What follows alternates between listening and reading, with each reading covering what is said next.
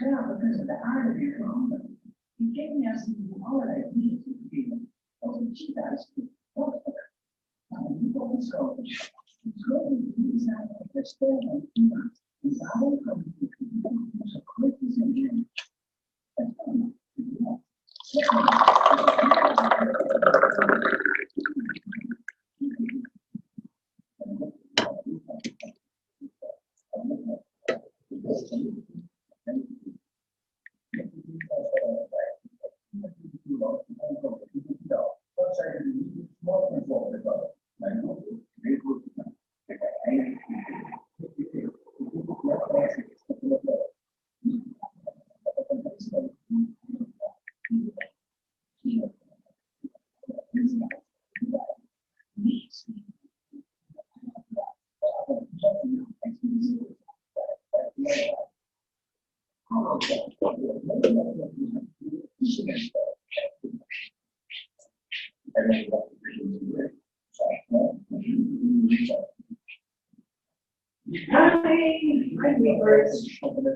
Ik denk ik wel jou nog even.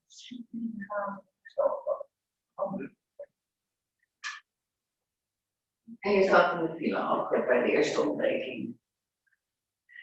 Of de tweede al.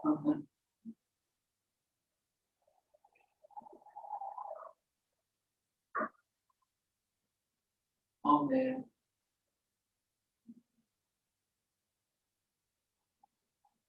Oh.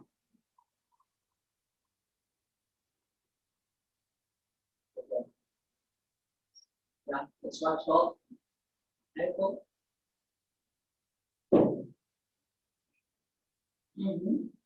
Oké.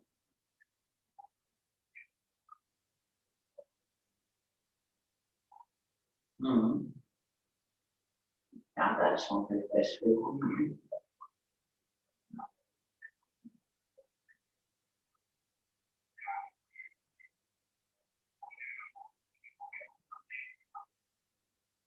Ja, dus dan heb je nog naar de 3 uur te gaan.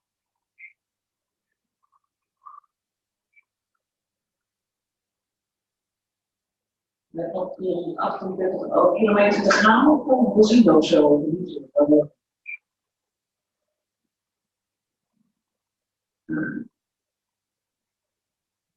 Oké.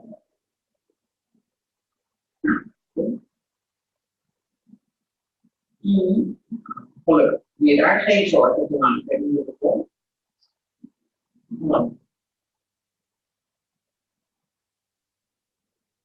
Oh shit. Ja. Ja.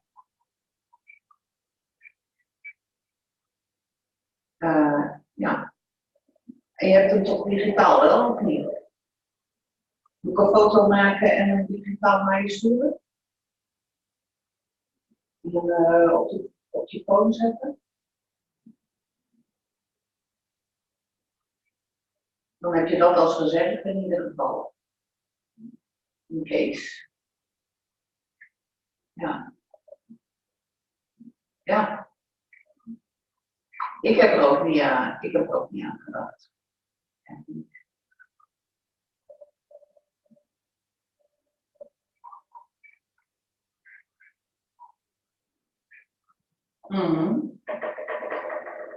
Ja. Ja. Ja, over het algemeen wel, ja. Het is ook niet zo dat Matthijs je kent of herkent.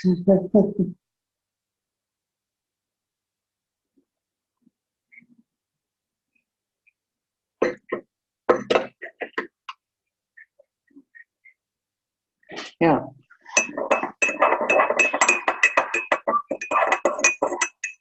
Ja.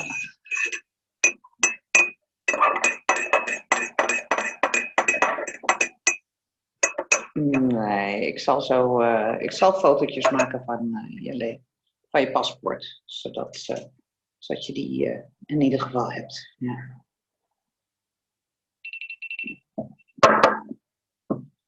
Ah, hier gaat mijn wekker.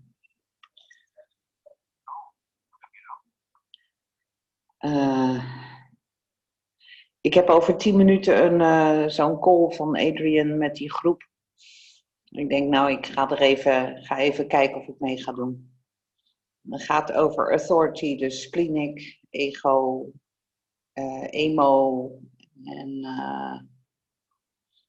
en no, denk ik. Ik weet eigenlijk niet of er nog een vierde is. Ben ik nog niet tegengekomen in ieder geval. Undefined. Ja.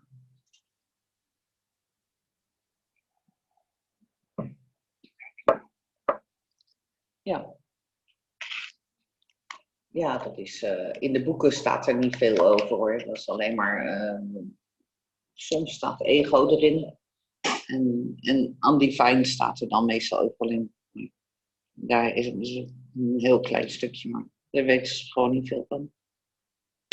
En dat is ook logisch, want dan is er geen authority. Dus dan wisselt hij. Ja. Oké. Ja, ik denk voordat ik die call inga, die is om 6 uur. Ik denk, dan bel ik jou eerst nog even. Dus als jij wilt dat ik je nu de foto's opstuur, dan moet ik dat nu even doen.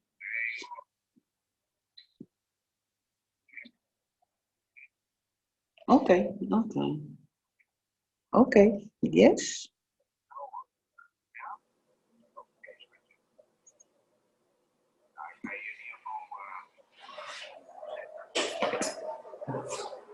Zit hier op allemaal.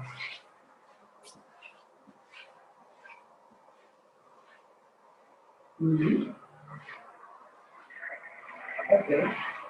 Nee. Nee, ja, dat is helder. Ja, nee, ik heb nog 10 minuten, dus dat maak je even geen zorgen.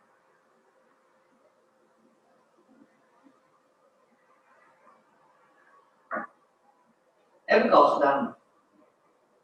Ik ben al, ja, en toen ik het deed was Oost is nog available yet. En dat regeltje is nu weg en dan moet ik opnieuw moeten insignen, maar dat zie ik dan wel weer.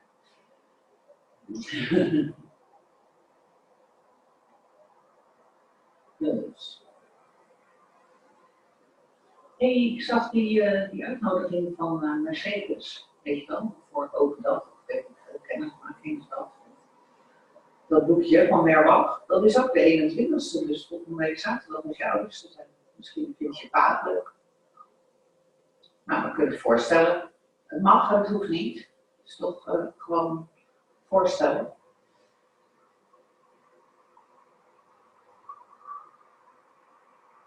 Oh, hoezo?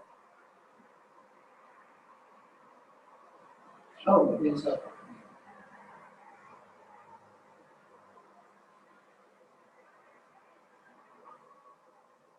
Hele foute types? Oh, oké. Oh. Nou, oké. Dan niet.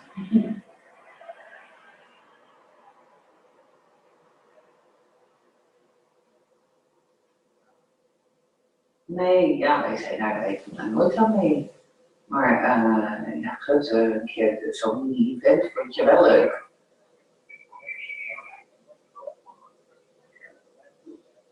Ja.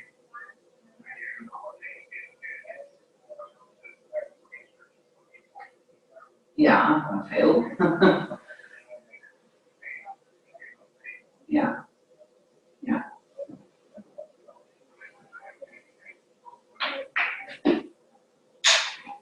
Nou ja, wij gaan ook niet kopen.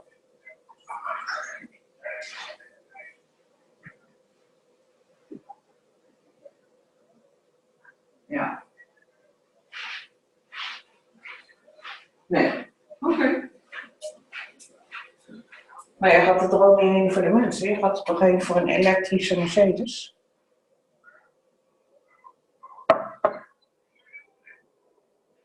Nou, die laten ze zien. Nou.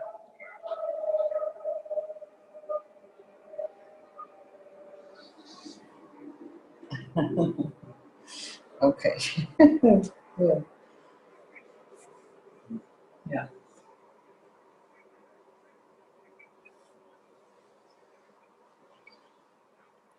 Ik kan bij ons niet eens opladen. Nee. Oké. Niet.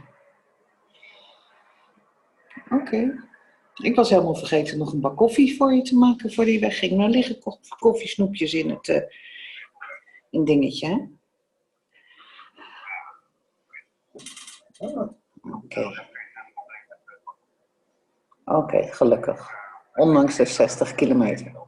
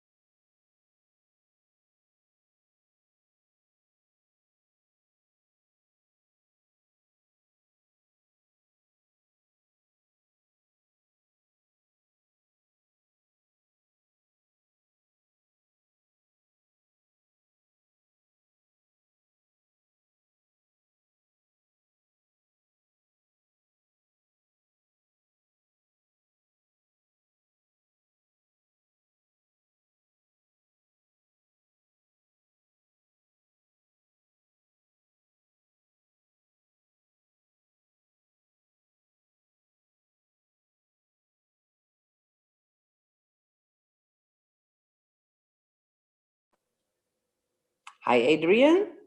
Hello. Hi. I'm good. I'm just now getting in. Yes. Well, I thought because I'm not that good with all those stuff and I'm on my own, my hubby is on his way to München. Okay. So I thought I'll check out whether I can get it done. And well, so I was early. Perfect. Okay. Well, we're going to wait probably for about, I don't know, 10 minutes or so. And then not 10, sorry, maybe more like 7 to 8 minutes to let anybody that straggles in late come on in. And then hopefully we'll have a good conversation. I find it really interesting to have these conversations because it's really nice to hear other people's experiences as an expansion, right? So sometimes it helps us to tap into our imagination. And then, you get new insights that you never would have thought of or never experienced. And so this is really good, especially for me, since I have the ego authority. It's like, yeah, it's rare. Yeah, when I hear people talk about like the emotional authority, yeah, it's like a whole other world. Oh yeah, for sure. I'm a splenic, so I don't have experiences from my own, but I'm living with an emotional, so that's interesting. I can imagine. Oh, that's so funny. So for me, it's more like, how do you experience somebody who is who has emotional authority. Yeah. Wow.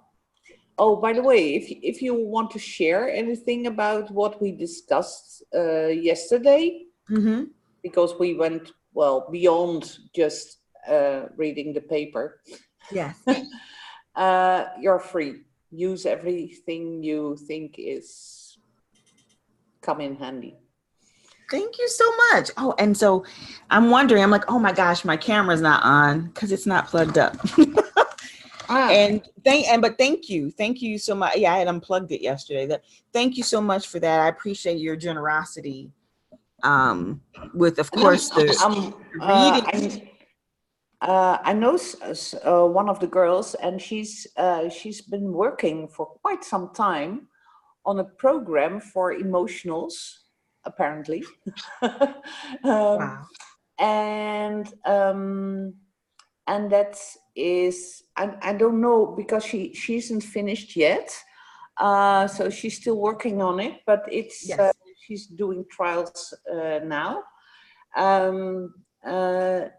And she has like music with all the different vibes, so all the emotions are in a piece of music from, I don't know whether it was 1 or 2 hours. And for them, they get all the waves, the whole wave on emotion. Yeah. So if they have like a question in the beginning and they're like confused, and afterwards, a lot of them know the answer straight away. So that's interesting. Wow. But it's still in development. Okay. That sounds very interesting. I would love to hear more about a program specifically for emotional authority people. I think like it's really interesting to contemplate like the way that human design is presented. And I won't go too far into it, but it's like you get hit with strategy and authority very early on. And I think one is somewhat easy. Like strategy, it's not really easy, but at least it kind of feels easy. But authority is always this very nebulous thing. So I'm really excited to have this conversation with manifestors because, you know, it's it's one of those things. I always think it's strange because those with emotional, they're not aware of their wave at all. No, never. No, because there is no awareness there. No. So that's very strange. Oh, I pity them a bit. I can't imagine probably how until about 5 to 8 minutes to have that. And I know how it is to live with one, but I don't know how it is to be one. No. And I'll probably never grasp that. No. Yeah, it's only like you get this idea through some levels of abstraction. It's like maybe this is a close approximation, as close as we can describe it, because everybody's it's so amazing just if you ever think about like, oh, everybody's having their own separate experience at the same time. There's so much going on. Yeah, so there's always never one truth. No. No. Like there's no white and no black. There's just gray. Yeah. Okay, so we've I'm gonna give it a couple more minutes just to see who else joins, because we tend to have a few people coming in. Hi, Nova. Yeah.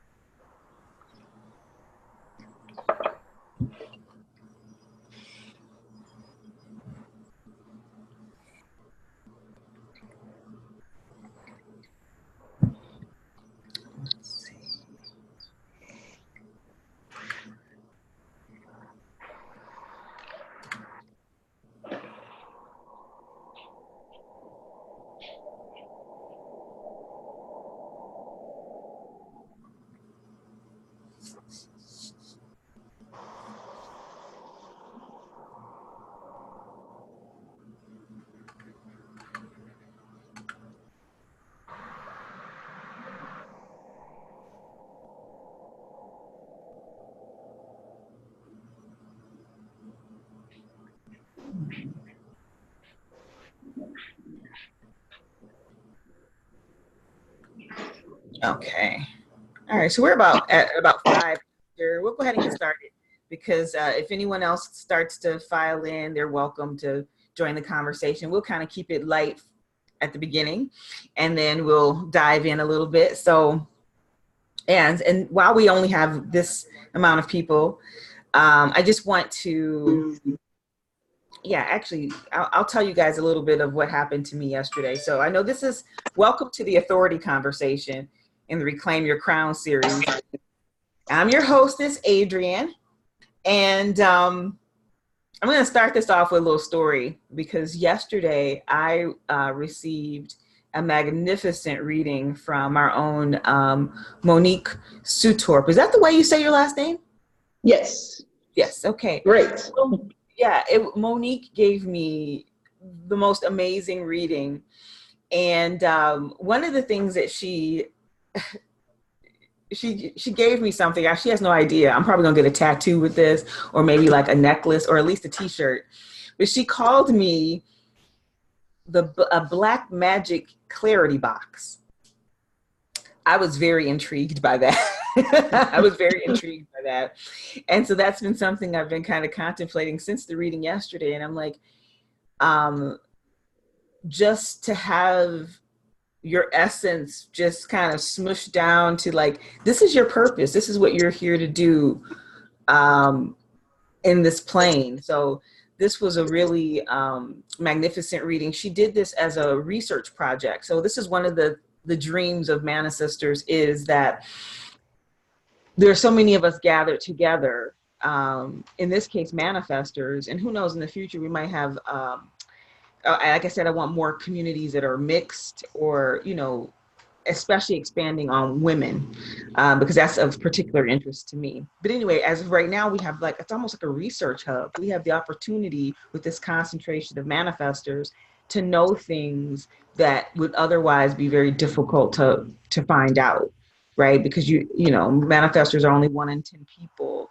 And then there's all of the things that we hear about the manifestor type, as in like, we don't show up, or we, all of these ideas about how our energy works and all of this stuff. And I think that some of it is, earnest information, but I think a lot of it was, some of it to a certain degree was best guessing, and also not accounting for even a cosmic being giving you a transmission is not the universe necessarily, may not hold all the information. And to understand that we stand in a place where we are able to fill in information about who we actually are, as opposed to some stereotype written in a book somewhere.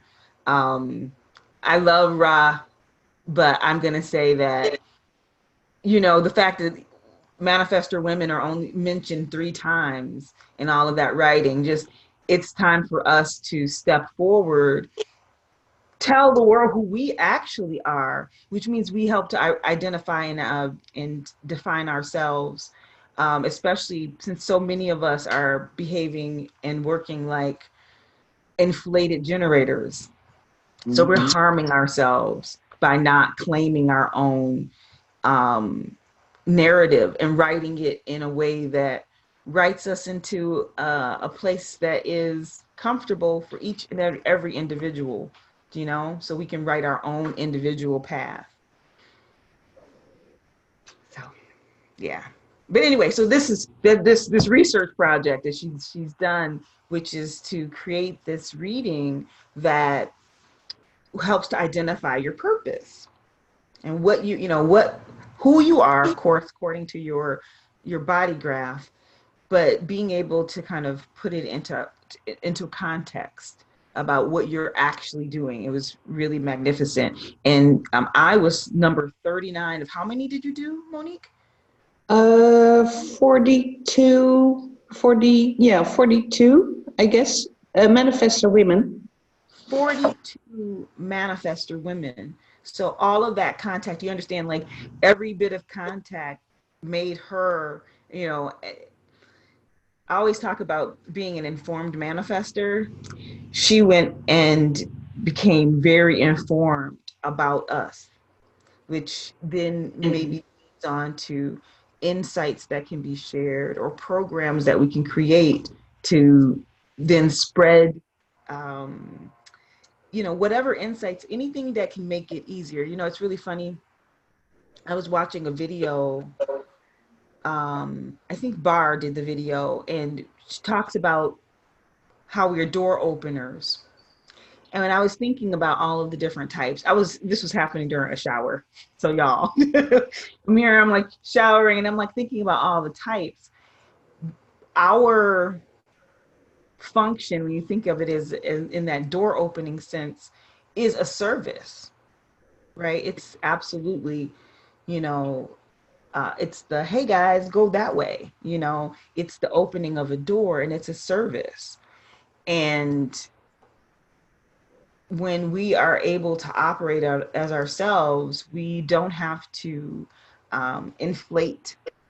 We're that very dense core.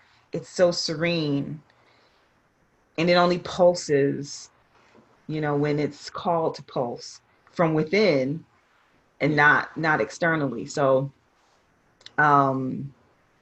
just contemplating that, like how we open doors and how we're able to always be able to return to that core of peace, that peacefulness. Though we go in the world and we do our thing, we always can come back to the peace, and developing that.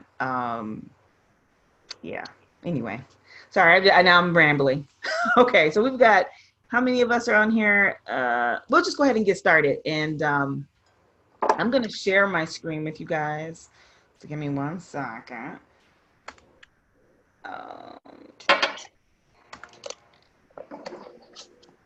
Oh, maybe I'll do it this way. Let's see how this works. Okay, I'm going to change this to a... All right, guys, so you're here in this authority conversation. And kind of the same thing as last time. It's like, I was hoping to have people that show up to this be manifestors, parents of manifestors, or anyone who wants to know more about us. Definitely judgment free. And of course, there's no wrong answers, because we're speaking from individual experience, and hopefully being able to create simplified or possible ways to convey some of the concepts. And just letting you guys know, this is being recorded. You should see an indicator on your screen to that fact. First of all, can you guys see my screen? Yes. Okay, good. Perfect. All right. So, of course, we kind of already talked about this, but why we want this conversation is because there's a lot of question regarding authority. And I think that it's, for me, as I am exploring and discovering my own authority, it has become, it's like a game of hide and go seek. And then you get these cryptic messages from people like, yeah, follow your strategy and authority. And you're like, what? The authority part is not so clear. And even as you get some descriptions of it, it's like, well, how do I feel that? How do I know? When am I in a place of clarity, like for emotional authority people? That's all this kind of thing. And again, like I said, to gather more practical information. So ways in which to convey this concept in a tight package that might resonate, or just a few varieties of ways to describe it that can help people get the concept. And so this slide is about authority. I got this particular graphic from Jovian Archive, and these are all of the different authorities. In this particular discussion, we're only going to talk about manifestors, so we won't be discussing sacral, and we won't be discussing the ones that are for like mental projectors and reflectors, where they have no inner authority. So, or I would say, and it's really funny because I don't like that no inner authority. There is something there. It's just highly influenced by what's external, like so transits and things like that. So, but anyway, we won't be discussing either of those, the sacral or the none. So the ones that we're going to be talking about are solar plexus, splenic, and also ego authority. And it's really funny because included in this 4% is there is an ego authority projector. So they call it projected ego, as opposed to manifested ego. So I'm not exactly sure what that number would look like. It might even be something like 1% because ego, well, maybe not 1%, probably, yeah, maybe even like a third. So like a 1.5% or something like that of this 4%. The rest would be projectors. I'm just making that assumption from the, there's roughly double the number of projectors as there are manifestors. So just doing that quick math. Anyway, so what is inner authority? And one way I've heard it discussed is like, it's the body wisdom, right? Again, I'm going to say that for me, that has been a nebulous kind of directive. Say, oh, it's just, it's the body wisdom. What does that mean? So in terms of human design, we know that it is it's a description of the wisdom that is installed in the vehicle, the body. And if you're looking at your human design chart, all the parts that are in red are unconscious. And anything that's in red and or unconscious is all about the 88 days before you were born. It's about that, what was imprinted in your body as opposed to the personality crystal that comes later. Okay. So we have no access or no conscious access to the body. So even though we can learn about it, we can talk about it, we can study about it, you don't get to access it directly. And maybe we'll talk about how you are actually accessing it. You're just not doing it with your consciousness. Yes. Right. So I've heard it described here as just the subtle nudge. You've heard maybe there's a biblical term, the still small voice. Even though most of the time, this is not a voice. And we'll talk more about why it's not a voice exactly. Well, maybe for egos is a voice. Yeah, I mean, I'll change that. So most of the time it's not a voice. For splenic and emo, emotional authority, definitely not a voice. Not language, I should say. And the reason I'm making that distinction is because like right now I'm doing a Chiron Keys class, and we've been talking about the mind. And one of the things I don't think I've mentioned there, and I maybe make this discussion in that group as well, but the mind loves language because that's the only way it exists. It's a construct of words and concepts. Mm-hmm. Your mind is, and that's what it does. So a lot of times when it's words and concepts, very specific, like separating the urge to move versus what can happen if you move, right? The mind fills in this is what can happen. The urge itself is primordial. It's moving, it's going to move your body. So we'll talk more about how to sense that and where that comes from, because I'm learning, I'm getting it together, guys. We'll also say that this inner authority is decisions that are made before thinking happens. So remember I said we kind of separate like the thinking part versus the urge to move. Now I'm going to turn it over to Monique, because Monique, first of all, can you tell everyone how long you've been in your experiment? 17 years. That's a while. You've been doing some kind of human design for almost 20 years. That's a lot of experience. So what can you talk a little bit to this? Yeah, well, yeah, there's a lot. It's very complicated still, Mhm. I think. Um, and so, what do you want to know? What Well, topic? like I guess like this from the perspective of being in it 17 years and you have splenic authority, are you like I'm going to assume, because you've been at this for a long time, and my assumption could be wrong, but I'm just going to assume that you've Go ahead. become a little bit, have you become more attuned to your authority over time? Did Absolutely, absolutely. absolutely, absolutely. And Yeah, in the beginning, there was like nothing. In 2002, my first books, those are stencils from Ra. wow. They weren't even printed. Yeah, well, like on a normal, more like stencils. So, and there was like no information on the internet. So, and then they say very nicely, go decondition. Yeah, what, where, how? So I have to, yeah, well, the way of trial and error is very familiar. Mm-hmm. So, and over the years, you get a grasp of it. And I'm a 6'2", so basically when I was on the roof, I began actually studying the other types, so the generators, because like hell, there are 70% of the people all around. So for me, as I am rare, it's more interesting to know what makes them tick and how they work to inform them what my strategy is correctly.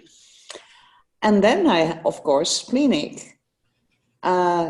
You have to listen to your hunches. Well, that's a challenge because I'm raised in the Western world and everything is about mind, mind, mind. It needs to be logic, it's conditioned that you need to think about everything.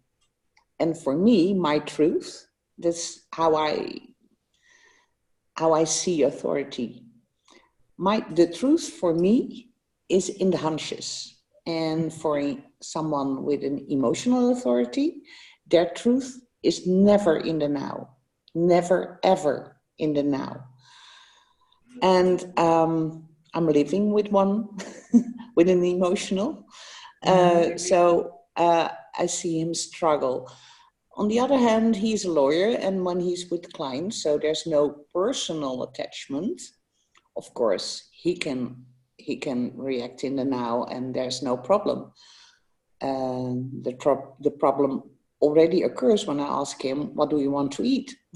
So no answer. Wow. Hardly ever. So that's basically, so for me it's like the truth. It has to do with your inner authority on, actually it's like the thing, the base in how you make your decisions. Mm-hmm. And an ideal for me, for the splenic, is trust my hunches. Well, Yeah. and those hunches can be very split-second stuff. Mm-hmm. And for an emotional, they need to wait the wave. Yeah. And as far as I know, an ego, but you know that much better than I'll ever will, it's a kind of clarity in the body. In your throat, maybe something in that area. I don't know, you know. Yeah, I'm kind of working with it, and what I will say is one of the things, and thank you for saying all of that, because one, having been in the experiment for a long time, I'm sure you've kind of moved your experiment around like several times because it's an experiment. It's going to change. So I had a question here is what do you need before your authority will work for you? And I'm going to kind of break this open because I feel like it's almost like a trick question. I made this slide a while ago, so I haven't looked at it since then. I'm like, wow. So I'm going to just discuss the idea of heightening your awareness of your body.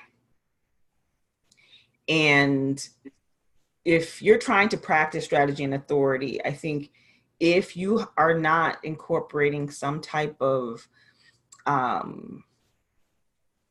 want to say methodical, but that's not going to resonate with everyone. But basically, even in a light way, a somewhat structured way of bringing your attention to your body, several times a day, in different situations for no reason at all, because you felt a feeling, just bringing yourself back to your body every time. And I'm going to be honest with you. I have not been consistent with that, and I don't have any judgment about it. It's just, and I think that's part of it. It's like, you don't have to have a big feeling about that you're doing this. Just pay attention to your body, no judgment about how often it happens or when it doesn't happen.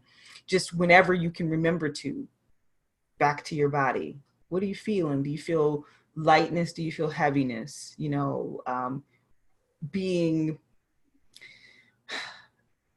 Having that body awareness. Now, one of the crazy parts is when I think about the emotional authority, which we will talk about more a little bit later, the idea of clarity in the body, right? The idea of being clear. I came across something where Ross says we can never be fully clear. So I thought that felt like really confusing. So we'll talk about that a little later. I'll just bring that up. So anyway, how do you raise your body awareness? Do you ask me? Yeah, we'll start with you, because I think, Okay. Like, I don't know if you can recall back in the earlier parts of your experiments. That's something I had to learn.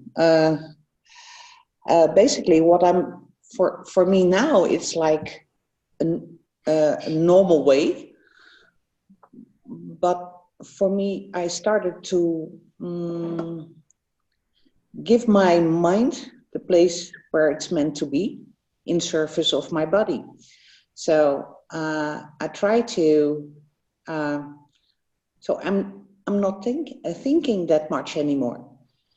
Mm-hmm. And not that I'm really feeling, oh, am I blue? Am I this? Am I happy? No, I'm still. Right. But, well, that is something that came with knowing my purpose. That's why I started the research, because it helped me so much getting to know my purpose, that it brought me inner peace. And for us manifestors, that's the best thing well, at least for me, it's the best thing that ever happened to me. Yeah. And ever since then, and it has to do with trusting that your authority, if you're a splenic, your authority will tell you. Mm-hmm. And you sometimes know, and sometimes you don't even know. Yeah. And you're doing it anyway. But you have to ease your mind, because the mind is like, we're raised all that everything is about the mind. You need to think everything over. Well, if you're a splenic, please don't. No, as soon as the thinking starts, you're unraveling the good. Yeah, if you're splenic and you're going to think about stuff, then it will be the conditioning you will act upon. Yeah. So I'm going to add something to that. I think we've said something. I think we just co-created something. Because I was like, just keep bringing your mind, your attention, and your attention is fancy words for your mind, what your mind is doing. And what Monique said was that your mind needs to be in service of the body. I think we just co-created almost like just a thing to do. And I'm sure it's been done before, but it's about giving your mind the job of minding your body. Do that. And I don't know, maybe I'll work on some type of guided meditation or something, because I'm sure there's some out there like that tells you basically you're going to give your mind that job of now it is to even track your wave. It's really funny. If you're emotional, and I'm going to go ahead and move on to the, actually we'll start with the splenic, but when you're an emotional person and you can track your wave, I know that there are people who do it through journaling, right? But I'm going to tell you, you have a computer on board that can gather all that information and understand what's good about it and report that back to you without you even having to do anything. If you give it the marching orders, you give your mind something to do, something as crazy as that. It like, go track my wave and give me some kind of sign when clarity is reached. Give me make an agreement with your mind of what it will show you. You can do weird shit with your mind. It's almost like programming. All right, so because that's what conditioning is. It's a program, and I think that deprogramming or deconditioning is one thing, but we don't talk a lot about conditioning that we want. Is there such thing as conditioning that is good for you? I don't know. Is there? Like I think about the transits and I'm like, what can we do about that conditioning? It's not, it's happening. It's not even, I don't know. Anyway, so, okay, the splenic authority. And Monique's already been kind of talking about it. I'm calling it the ping. I'm not splenic, so I don't know if this is accurate or not. But I'm going to say that it's ancient and instinctual. And Monique was talking about the hunches. It's very now oriented and it only speaks once. It's kind of like a flash. The hunch, does a hunch keep coming back or does it come? It can be. It can. Okay, so it could. Yeah, it can be. It only speaks once. We're gonna say, I put should be spontaneous. And I hate that word. Like I said, I haven't looked at this. I made this slide like 2 months ago. So I'm going to say can be spontaneous. Maybe doesn't should be. It can be. Well, actually, it just is spontaneous to my experience. And sometimes it just comes back. Gotcha. And not always. So I don't know why. So even that is spontaneous when it comes back. Yeah, you don't know. You don't know. No, you never know. Let me see. I'm just gonna see. Yeah, I'm gonna change this to is spontaneous. You guys are seeing my little process back here. Let me get back here to. Oh heck, didn't mean to go all the way back. Sorry, guys. All right, and so I came up with this idea after listening to some people with defined spleens and who are of splenic authority. And I said something to the effect of it can operate like an allergic reaction. Do you ever have it where your spleen is like a very like visceral, like it's a big reaction, not like a small hunch, but something that's bigger? Oh yeah. Yeah. Are there more splenics in the group? There's way more, and I'm gonna do what do you call it, a poll, because I would love to have more. If there were more people, it would be nice to hear the difference, because we've got 11 folks on right now. So anybody else on the call, splenic authority, who can talk to, how it feels when your spleen is active and you're getting that in the moment push. Hey, Adrian, I don't know if you can see, but in the chat, ManiSister and Mani both said that they're splenic. Oh, wait, I'm sorry. I'm not looking at the chat. Okay. No worries. I just want to let you know, it's kind of funny that all three of the splenics so far are all M names. I just wanted to point that out. That's, yeah. I guess Mariska's M-A. It's so weird, though. That's true. Do either of you want to, either Mariska, let me see, or who else is, Mani? Yeah, I would like Either of you want to come on and talk about your spleen and how it works for you? Yeah, I can talk about it, but I'm really new to this, so I'm still learning. Mm-hmm. And up until now, I have seen it's, for me, it's really a split second thought. No, it's not really a thought, but something comes up, and for me, it's always gone. And I'm still very conditioned in my mind, so my mind really takes over and says, "No, that's not the case." And so I have seen things flying from my balcony because I didn't listen to my spleen. It said, get rid of the pots who are standing on your balcony. And my mind was like, they are standing there for almost 4 years. Nothing will be happening to them. And 1 hour later, they flew right across my whole balcony because of the wind. And I was like, shoot, I had to listen to that inner voice. It warned me. So that's how I see the spleen and my reaction to it. But I'm still really getting the hang of it.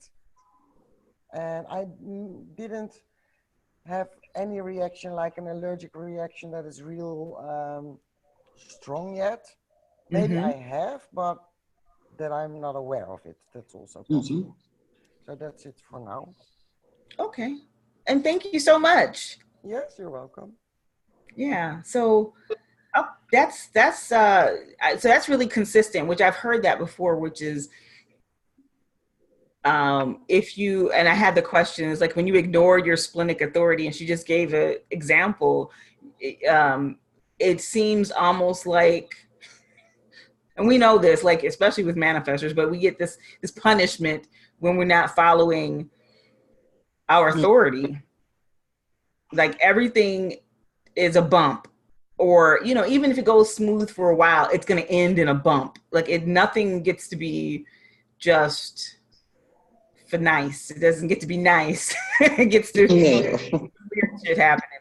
And then, and again, this is what I would say though, it's authority, following authority isn't necessarily to try to avoid suffering, but it's avoiding the resistance on the inside. That is really what's happening when you follow authority. Adrian, I have a question, and actually I have two questions. Yeah. One of them is for you being open there. Now, I'll say for myself, like, I can feel people's sacral. Like, I have a feeling, you know, I can really sense what that authority feels like because I'm open there, you know, like I can, when I'm doing readings for people and telling them about, you know, that sacral response, right? I know what it feels like because I felt it in a lot of different people, and I have, you know, I kind of gathered that information, right?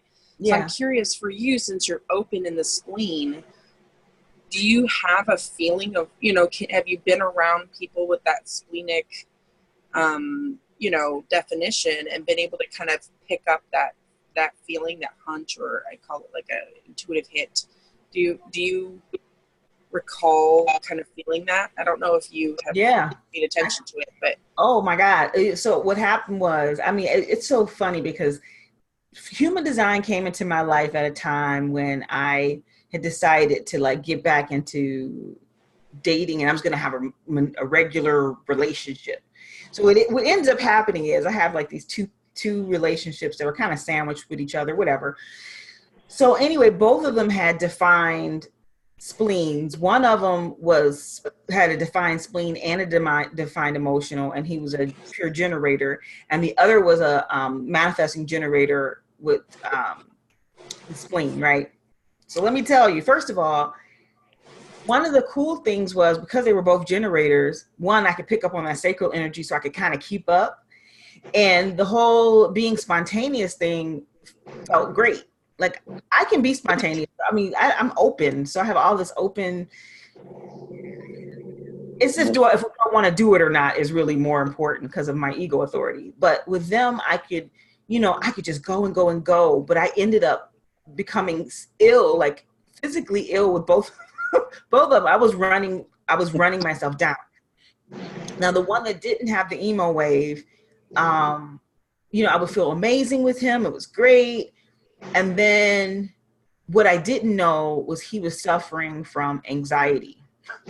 When you have a person with a defined spleen who suffers from anxiety, y'all, it's painful. So it was really crazy because there was a point where I was about to go into like a health spiral. This is just about a year ago. And I had an anxiety attack, which I don't have anxiety. I don't have anxiety. Like me and the spleen, I have activations on my spleen, but it's open and I am pretty fearless. Like it's just, I can see, even though I can see with my activations, those fears I can relate to, but the rest of it, like I'm fearless. And I was having an anxiety attack. So I crawled into bed with him and I was talking to him. And during this conversation, besides the fact that he told me my fears were stupid, which they were, but I was like picking up on his anxiety because his anxieties were about money. And I don't actually worry about money. Money is a thing I worry about. And I was picking it up from his spleen, y'all. And it was so big and devastating. It was burning out. It was making my adrenals work overtime. I was afraid. It had my root all fucked up. It was the whole kit and caboodle happened. And so what I will say is a spleen is as good as the experience that splenic person is having. If they're having a good damn time with life, you'll experience them. It'll be nice. It'll be lovely. It's a really healthy feeling. It's a let's go out and hike and have a good time. But if they're sitting on top of anxiety, especially because of the way my design is set up, my kidneys grow protein and I am dying. Like I am actually I'm close to death. So I've paid attention. And one cool thing about a splenic, like I can take off my bossy hat and I would like tell them, hey, you plan the night based on where you want to go, and it will be the most cool adventures, discovering new stuff and places that you never think of. So for me, that was one of the benefits of being around the defined spleen. Same guy, but when those that anxiety was hitting, whoo, baby, and I was like, you have the ability not to have anxiety because you have a defined spleen. You have this ability, but because of whatever's going on in the rest of your stuff and you're afraid too much. Mm-hmm. And then, Go ahead. Yeah, go ahead, Monique. Yeah, you were talking about the allergic reaction. I've had one pretty extreme. It's not like an allergic reaction. It's more like a kind of panic attack coming from spleen. Panic attack, baby. Yes. Okay. I got it. It's more like a panic attack because I was with a group of friends in one of the they call it Koninginnedag. Queen's Day in the Netherlands is a big party and everybody's partying on the street and having a great time. And we were in the city and it was nice weather. Everybody was on the terraces and drinking and having fun. And at a certain point, I had like, we have to get out here. We have to get out of here. And like straight away. And they were like looking strange. Of course, my hubby, he know me. So he said, okay, we'll go. I said, no, we have to move faster. We need to get out. We were like just around the corner of the square. And there was a big fight. Cars flying over, police, MP, water cannon, how do you call it? With the water hoses.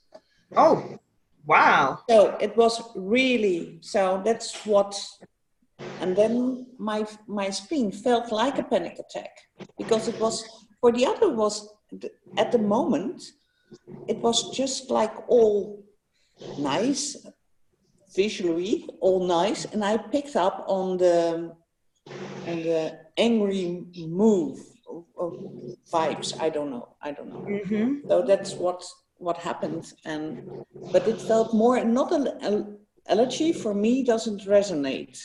Panic attack, yes. I like panic, and it's better. Like I said, that this is why I want to talk to people with the authority, because, and you know, for me, I was conceptually, mentally, right, because I'm like, oh, it's the spleen, right, like the what do you call it, the immune system, right, it holds the immune system, all this stuff. Allergic reaction sounds good, but panic attack, I like that. And that is what I felt with him.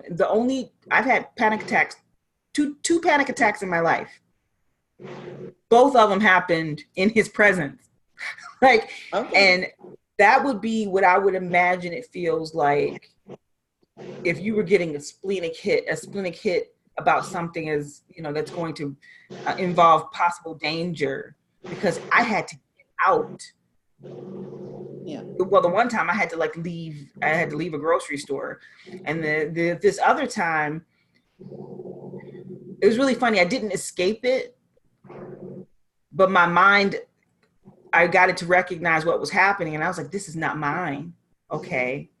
But by that time, I was already near a crisis. My adrenals had been working really hard for months at that point. I was just about to tip over the edge, and that's when I figured it out, like, oh, yeah. And it was really, really crazy, because I broke up with him, and he didn't do anything wrong. He didn't do anything wrong, but it was like, I can't have you around. And it was so hurtful. And at that point, because I had allowed myself to get so far down, I didn't even have the energy to give him probably the information, the informing that he might have been owed. I couldn't. I was in the hospital like 2 days later. So like I was wiped out. Interesting. There was a question by a written question. Can you shield yourself from your splenic? Can you put it to ease? There was somebody typing that. And, oh yeah, What do you think about it? To my idea, I think I can. It doesn't work all the time, but most of the time, it helps for me, because sometimes when I'm walking in like a how do you call it, a mall or something where a lot of people are shopping, then sometimes when I'm not aware and I'm open like normally, then I pick up everything from people walking, standing beside me, strangers, or walking beside me. Oh, that woman is abused, or whatever stuff I don't want to know. And that's why I don't like to be in big crowds, because you never know. And when I do have to be in big crowds, because, well, sometimes I do like a concert or something, then a lady taught me to imaginary put on a diving suit. Very aware and in imaginary, so you really, I do pay attention, and actually I'm putting on a invisible diver suit up until, and then so one foot, other foot, and then at last the hood and the zipper. And then because of doing that, whether it doesn't scream, but it makes me aware. And because I'm aware, it works like a screen. So for me, that helps. Yeah. So really it's about having the awareness. And okay, so awareness to block, to know what's yours and what's somebody else's. Yeah. You need to be aware. Yeah. And I think that's one of the things I was lacking. And it's really funny because I've been in the Chiron Keys class that we're doing. It was really funny because I didn't realize that I was attracting relationships that were helping me to build better boundaries. Right. And so this was just one of the two relationships, and both had the spleen. And it was like, that was a big theme too, the holding on to what's, not necessarily good for you anymore. That's the plight of the open spleen, is that we'll like hold on way past the time this thing is okay. And it's really interesting. Your relationships are giving you lessons and opportunities to decondition, interestingly enough, through the contact, because it was I was able to let go, and then to an honest look at my own boundaries.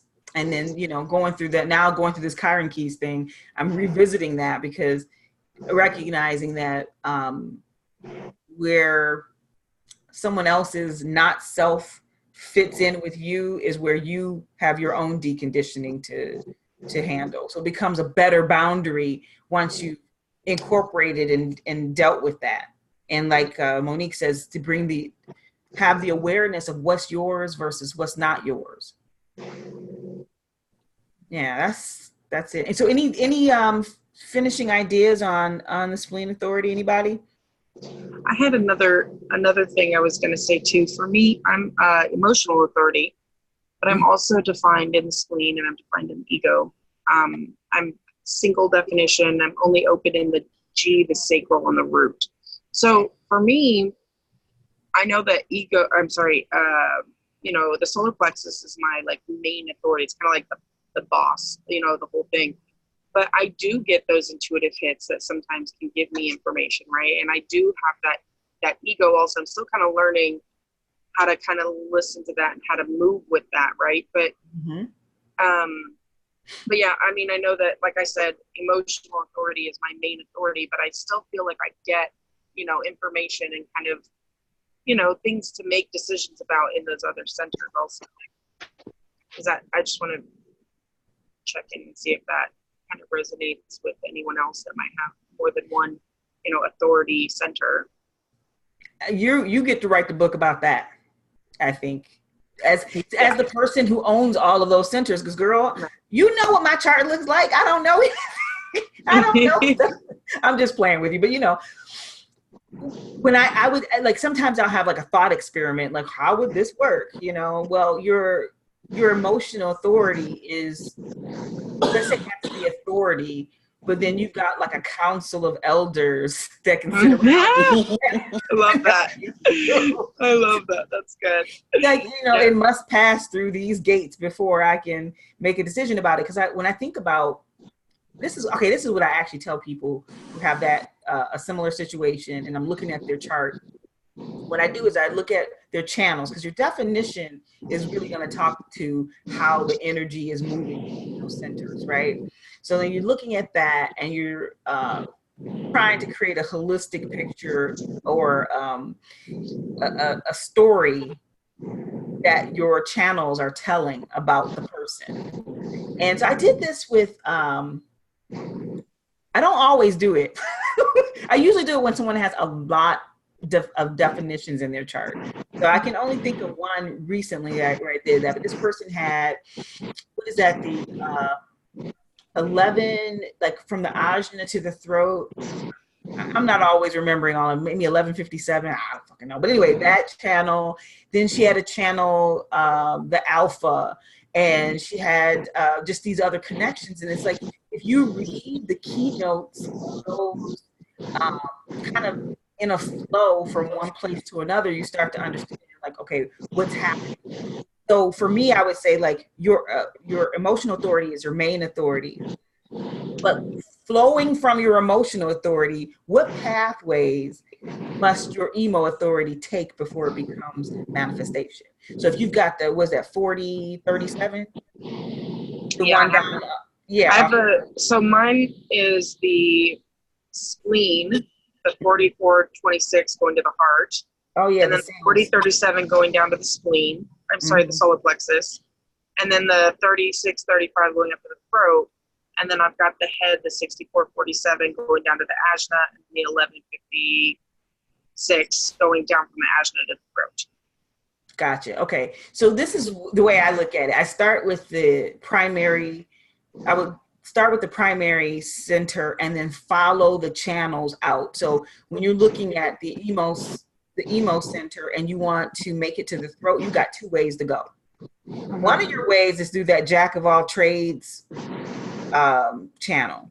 The other though is across the, I believe it's a 4037. I know it's like the bargain, that kind of family agreement there. Yeah, the 4037 is the channel with the community. Yeah, so then looking at the keynotes of that channel, that's where your emotional center energy must move through there. It's going to come through this heart center. This then asks the question, is this some shit I want to do? Because that is the question that the wheel center is asking. So understand that your emo center handled it. And now once the emo center has handled it through the wave, then it's free to flow whichever way. Now, coming up the jack of all trades route, it's going directly to the throat. It doesn't do this bypass. And then, you know, I guess how the spleen is going to speak in that scenario, thinking of that channel, you know, that's one of those, is it the selling of the idea? This is like one of the marketing channels, and it's a pathway of money, if I'm not mistaken. Like, so, yeah, it becomes being present, right? So even though your authority won't allow you to do whatever right now, but your presentness is super important because it's going to tell you when to say the things that's going to sell shit. So you have to, do you see what I'm saying? So like, I don't know. I don't know if that's one of those intuitive things that I've read people's charts, is I tell them, first of all, defer decision-making authority to your primary authority, because you have these other councils. Follow the channels, read the story. What happens there? What's in that center? You got the ego. What's in it for me? But it's always what's in it for we. It's never me, the me. It's me, big me, which is all of us. What's in it for us, and my us is my tribe. You know, and so once you get to the what's in it for me, and do I want to do this? Like, do I want to do this? Do I want to do this? I'm making it sound like a question you ask yourself, but that would be very mental. What happens is you end up talking about it, and you hear yourself say something amazing about it. This is from that ego center, and yourself is like, yeah, that sounds amazing. Like, you listening to you is like, yeah, I can't wait to do that. That's the stuff you know that you want to do. So just follow the channel, work with the center's energy, and that will be the pathway of manifestation through those other centers. I don't know. That always felt good to me, but y'all have to remember, all I have is 2 centers. What do I know? Yeah. So, okay. I'm going to go ahead and move on to the next one. I tried to. Oh, yeah. The other questions you pass on? Oh yeah, go ahead. You had like the other question. There are more questions at the splenic. Well, I think we've had someone share about, you know, ignoring the splenic authority, but staying present. I do like that. That if you have a spleen defined, and actually, it's in a way it's something I think that everyone can do. You can be present even if there's no truth in the now. But how do you stay present? How do you bring yourself in this moment? Because that's where the spleen is going to speak. It always going to speak in this moment. Well, one of the things that helps a lot to get to this stage, but I needed to practice that, is to not have any expectations. Mm-hmm.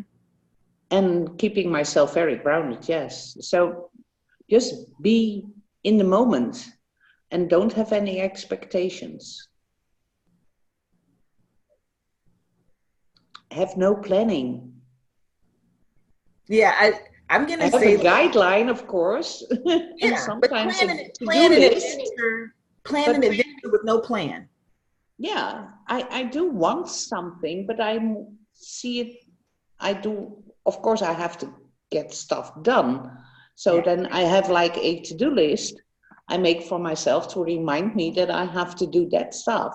And then I let it be in visual sight, and then I let it go.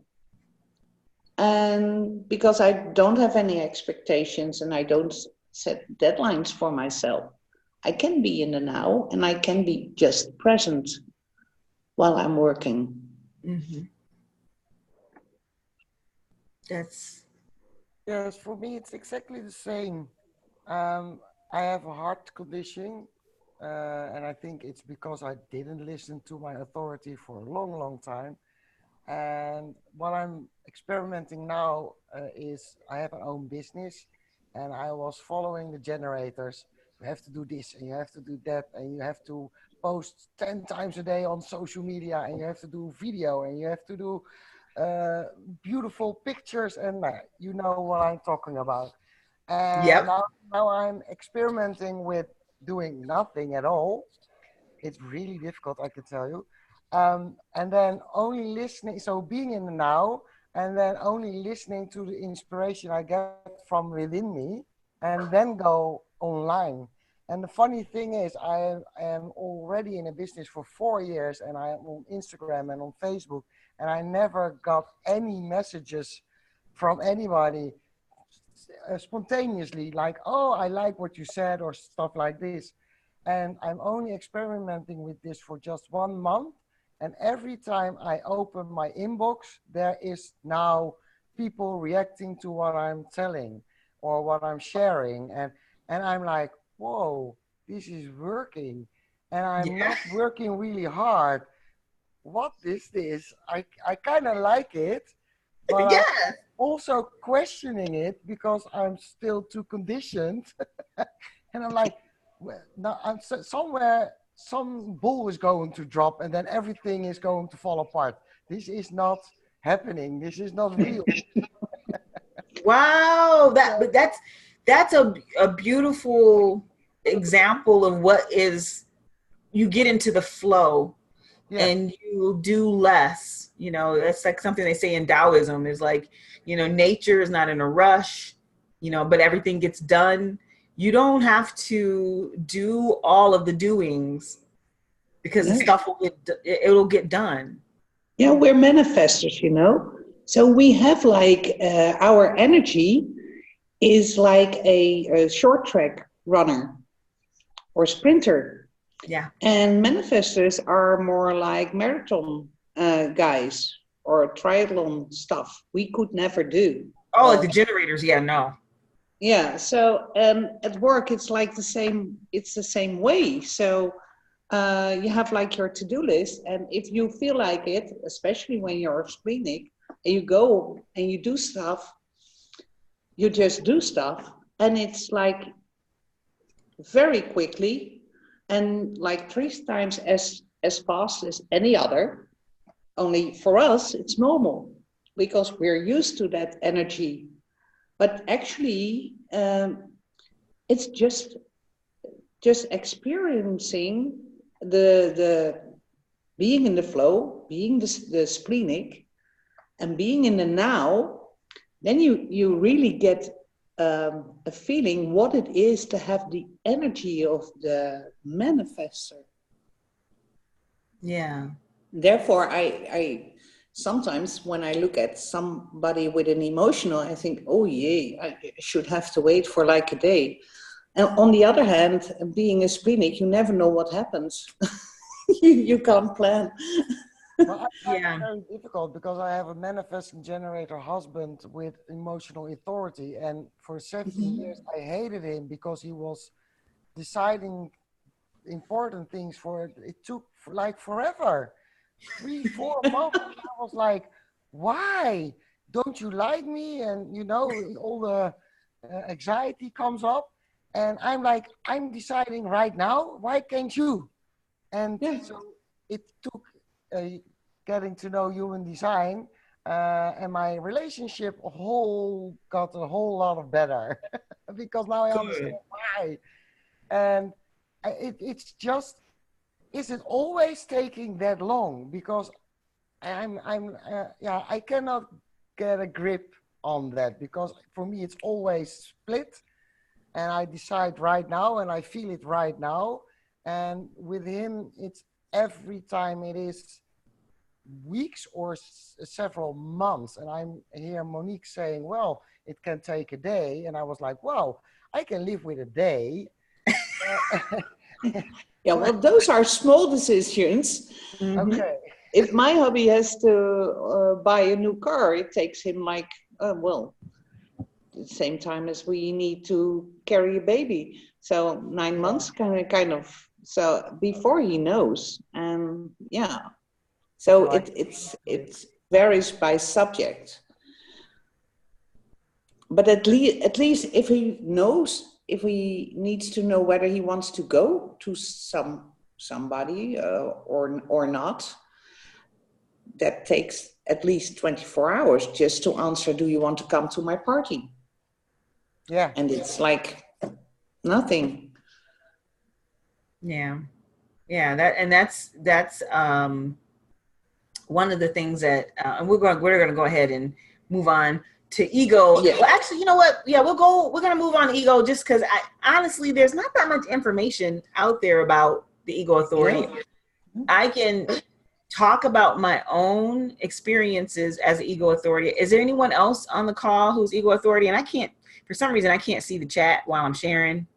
So I can't see the chat, but if there's anyone else on the call, yeah. So I guess I did do the math a long time ago. Less than 1% have this authority. That was my calculation. Between 1% and 2% maybe, but about 1%. And I put this WIIFU, which looks hilariously like waifu. It's what's in it for you. Or like I say, look, what's in it for me? And then it's always what's in it for me. And then you flip that over, what's in it for us? Like, and also, do I really want to do this?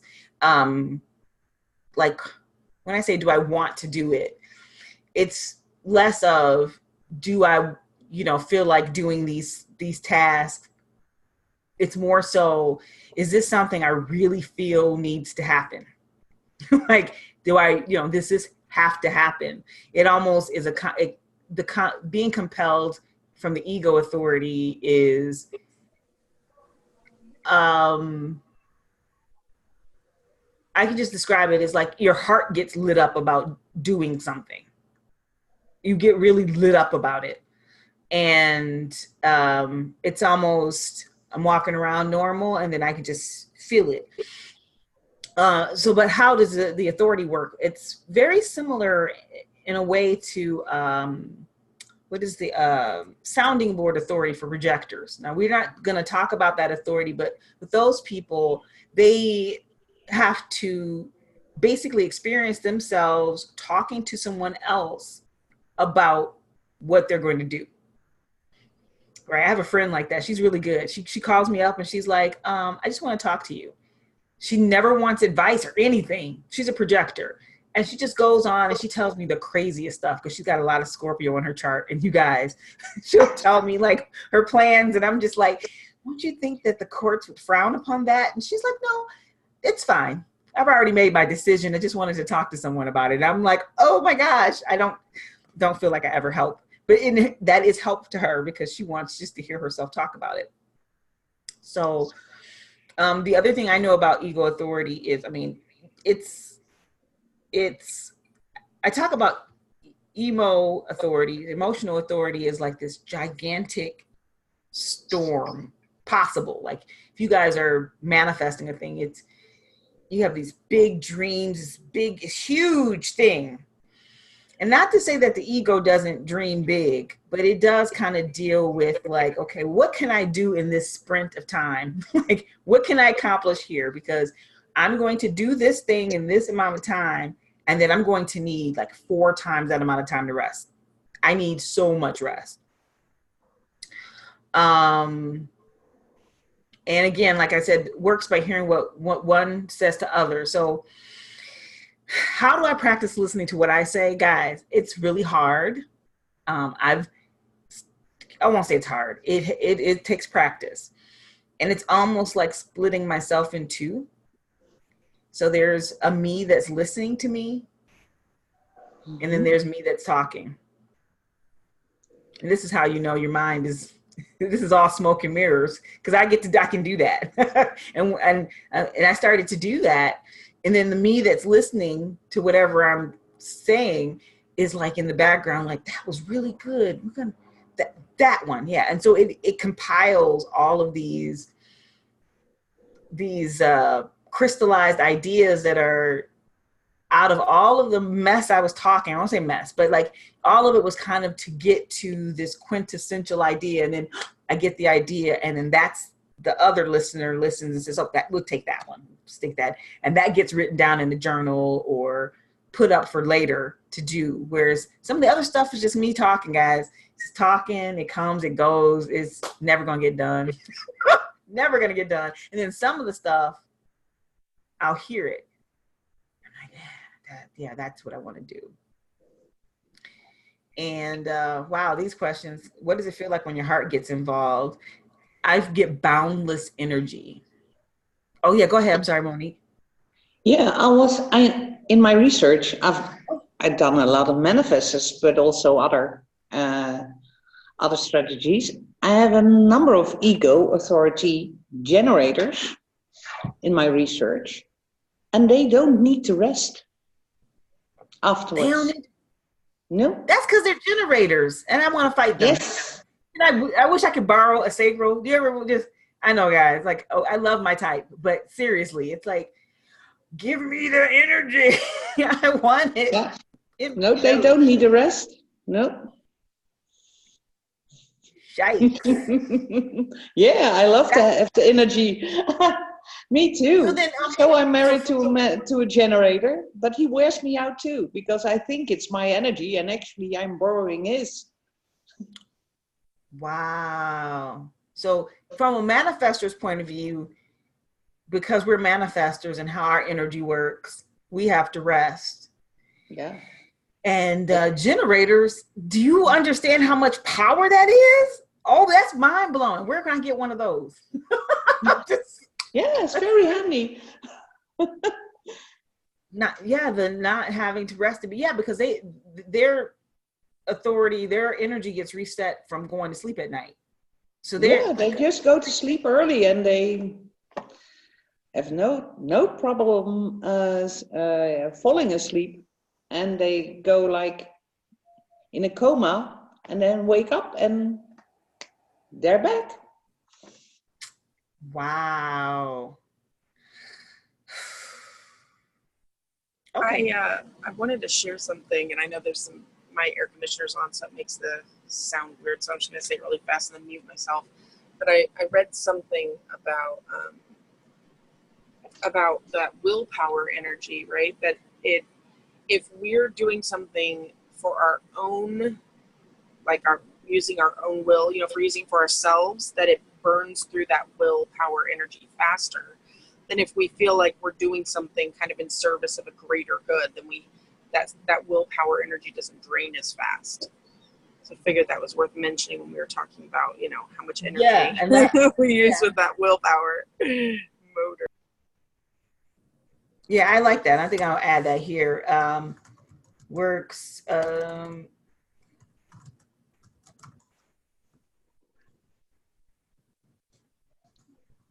So like selfish actions burn through the energy faster.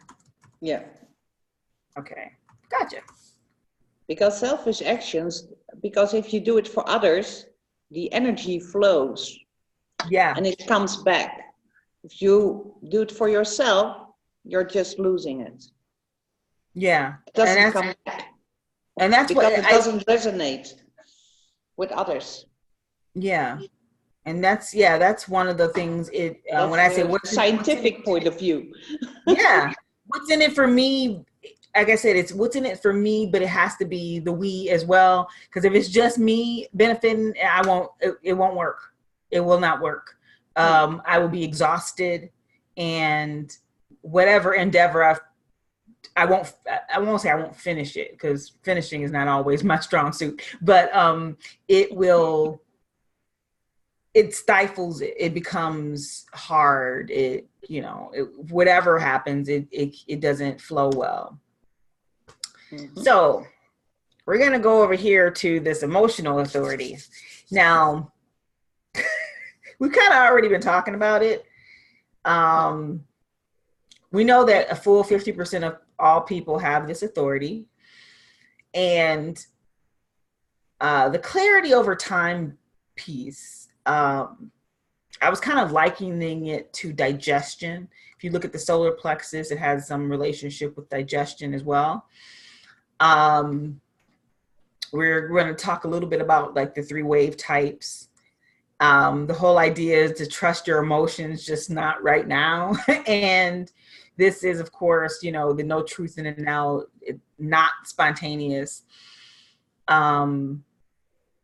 So I'm completely open in this area, and having been open, the conditioning is that I looked like I was a emotional wreck, especially when I was a young kid. So I'm in a house full of mostly generators. Some have emotional centers defined, and I was emotionally wrecked all the time. So not having that awareness and having it be conditioned. So I'm, amplifying and funhouse mirror time. So as I got older, and then once I figured out human design, I was able to give up engaging in that in unhealthy ways. So having the relatively open emotional center, I think I have the 2 or 3 activations, but it's undefined. So the way I get to experience the wave is other people experiencing their wave. And when I became a lot more educated through human design and some experimentation, I was able to let other people have their feelings. I think I'm learning more about doing that with splenic energy, being open there as well. But the emotional authority, it was like, that was one place that I think it was a little bit more, it was easy for me to tap into that because I had been so maladjusted for a long time. I had been working with that for a while. So you can look here. I've got on this slide this graphic. Now this graphic floats all around the internet. You've probably seen it posted in groups. And I put this graphic in this presentation because I hate it. I hate this graphic. Mm-hmm. I hate this graphic. I'm going to tell you why I hate this graphic. I don't like this graphic because it doesn't give you any type of, I would say, like scale to compare it again. Like when you look at, here at the hope, the individual emotional waves. This is the wave that every individual is supposed to have. You just see it up and you see it down. You don't see like, how high is this high? How low is this low? What makes the highs and the lows change? Everyone is not experiencing waves similarly. Like, so, I think, Adrian, I was going to say, I think the reason that it's like that is because on purpose. Okay. Because it changes, right? It varies like so much. I mean, I'm just speaking from my own personal experience. Yes, because you have this. Yeah, please tell us. Yeah. Let me just pull up my chart really fast. I want to remember exactly which. So I have all 3. Yeah. I have a channel in the tribal and a channel in the collective.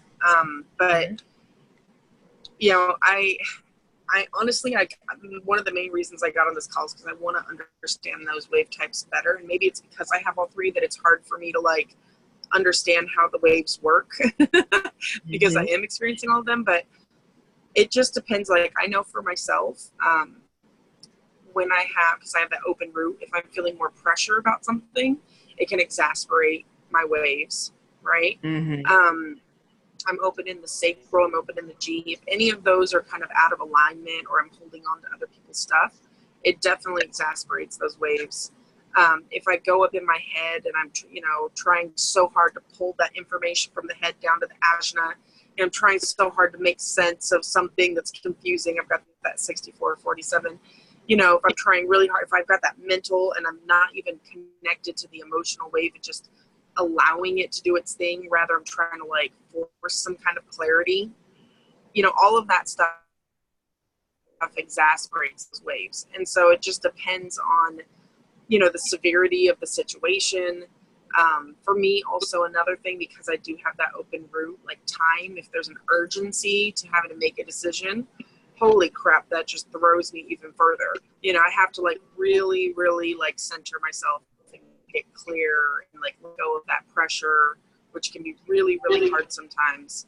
To be able to allow the process to do its thing, because for me, what I found, like you were talking earlier about the unconscious, right? The unconscious for me, it's almost like it works on automatic. And so for me, if I can let go of all of the ways I'm trying to manipulate something that is just automatic, then it works better. I think of the unconscious as kind of like, breathing or heart rate, stuff like that, right? Like it's going to just do it, right? And we can notice it once it's brought to our attention, we can notice it, right? And there's certain ways we can control it, but, and sometimes those ways can help. Like if I'm stressed about something, if I focus on my breathing and I just, feel my breathing and I take a deep breath and I hold it for a moment, let it go, whatever, like it can bring me back into a space of peace, right? But really it's about letting the breath do its thing, letting the heart rate do its thing. That's where that's what's going to keep you functioning, right? We can't live constantly forcing our breath or forcing our heart rate to do what we want it to do. It works best when it does its thing. And that's the same thing that I found for the emotional. I have the emotions straight to the throat. It's an unconscious channel. So again, it works best when I'm not trying to control it, just kind of tuned into it. And I just speak the words that are I can speak to my emotions.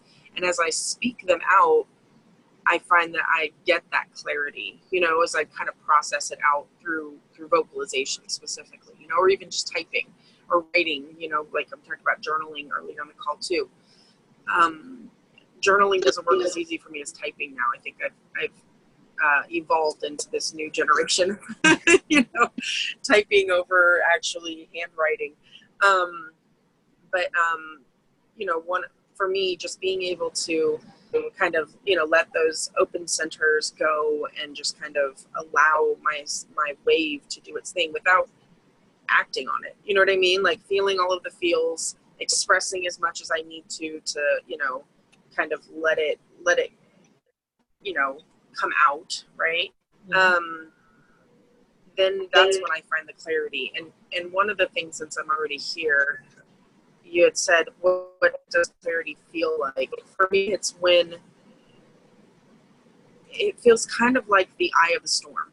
It's like when I become the eye of the storm. Like I might be aware that there's still stuff going on around me, but I'm not in the stuff. You know what I mean? I love that.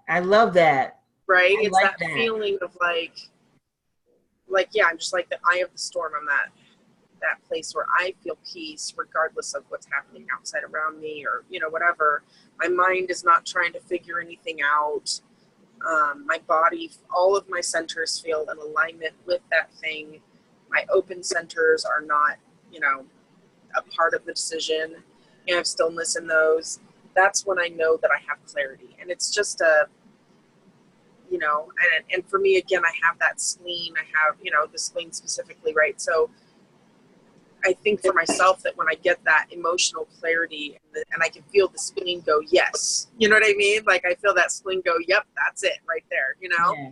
it's kind of confirmation for me also. You know, it's like, okay, that really is it. Everything's on board. And, you know, but it's really hard because, you know, for me specifically, I mean, I can't speak for other people, but for me, I, you know, when I'm in an emotional, you know, crisis, essentially, of whatever level, right? It's really hard to be in that and not feel like there's truth there, right? Like, especially if I keep having emotional crises over the same things, you know, and I want to be like, well, if I keep feeling this way about this thing, then I must have to do something about it. You know, that's one kind of trap with that emotional wave, right? Also for me, my motivation is guilt and the transference is hope, you know?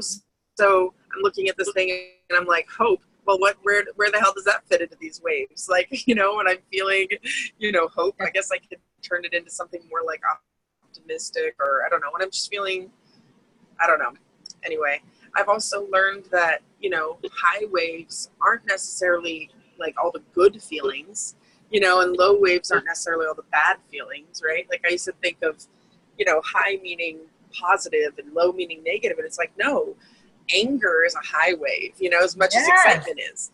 And, you know, sadness and grief and depression, you know, are typically lower waves, but, you know, there's that middle ground. That's where peace is, you know, and that's where for manifestors, you know, that's what we're made for. I mean, I guess actually when I think about it, it could be at peace on any wave if I just, you know, released that clamping down, you know. And I think that's another one of those things that kind of helps my wave, you know, get back into automated mode, is when I stop trying to clamp down on any specific part of it and I just, you know, relax and like let it do its thing and just, you know, ride the wave.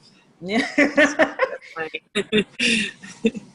Yeah, I remember something, it was the Abraham Hicks video from so many years ago, and she was talking about, I think it was like, what's the meaning of life, or what's the purpose of life, something like that. And Abraham, Esther, both the whatever, was saying how, like, you know, when you're out in the ocean, you're riding waves, like you're not trying to control the waves of the ocean, you know, you're just being with the waves of the ocean, you know. And so I kind of think of that, I think, when I think of these waves and like kind of, you know, allowing those unconscious channels and stuff to do their thing, you know, it's really about just riding that wave and not trying to control the wave. And the less we try to control the wave, the less we're going to like flip our surfboard over and end up, you know, head first in the ocean, maybe hit a rock. Who knows what could possibly happen when we're in the not self, right? But when we can let that go and just focus on just, you know, riding the wave in a way that just feels aligned and grounded. And then it's like, there's just almost like a breath, like, oh, there's the clarity. There it is right there. Yeah. And it just feels like just such a deep sense of peace and knowing. And So I have a few questions, because of course I don't have this authority. One of the things is, well, I wanted to cover or talk about what triggers.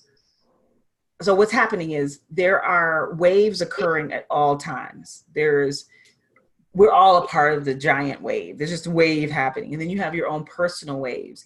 So from the manifestor's perspective, everything that, when we talk about authority is directly tied, especially to decisions about us doing manifestor shit, which is, what do manifestors do? We open doors, we start things, right? So this is about the energy that you're about to commit to doing a thing. So this is what I expect is a call for the authority to I guess, pop in and help you with a decision. So here's the scenario. Like, I'm a manifestor sitting here doing nothing. And then suddenly I get this inner feeling like, do this thing. Right now, I'm ego. I'm looking at this thing and, you know, the authority is looking at it, I guess, and says, hey, yeah, you want to do that. You want that to happen. And then the splenic is like, yes or no, you know, just something in the moment. The emotional person, this happens and it sets off the wave. So when the wave is set off, do you feel the beginning of the wave? Can you sense the beginning of the wave? Because everything I've heard about what the wave is it's body chemistry. It's things that are happening. It's inside the body, and it's big inside the body because it's, you know, it's chemicals, and it's going to take time for these to wear out. So if you became angry, you know, it takes 8 to 10 hours or more for all the chemicals to go away when that happens. So do you sense the beginning of your wave is one question I have for emotional authority people. Do you feel that? So I don't think that I do, and I might just need to, you know, I mean, I'm 6 years into my experiment, but I swear I feel like I just started. You know, like there's just like there's so many, you know, like, you know, it's a spiral. You know, I come back to things and I've learned so much and I learn more and whatever. It's just, you know, so at some point I may be able to, but at this point I usually sense it when it gets to a certain level. You know what I mean? When it gets to a certain point of where I feel, and it might also be my specific design too, because like I have the gate of crisis and I have, you know, the 3635. So once it reaches a certain level of crisis, that's when I typically feel it. And so for me, you know, I might just have like some days where I'm just kind of feeling like I don't have a lot of physical energy, and I'm not really noticing that it until I get to a place where I'm like, I don't really want to get out of bed today. Oh, I'm on a low wave. You know what I mean? Like sometimes it just takes a while for me to notice that's what's happening. I used to, oh my gosh, I mean, literally up until like even just a year ago, I would get so excited about stuff, and I felt like that was the best time to act when I was on that high wave, because then it was like, oh my gosh, I have all this energy to do the thing. But then I would never finish the things that I would get excited about. And then, so then it was like, oh, right, that's the whole point. Like, even if I'm on a high wave, not to make decisions. Right, I get it now. Like, I had to get it. I'm a 1-3, so I had to get it in that body on the third, you know, that third line body. I had to really get it on a physical level, not just mentally.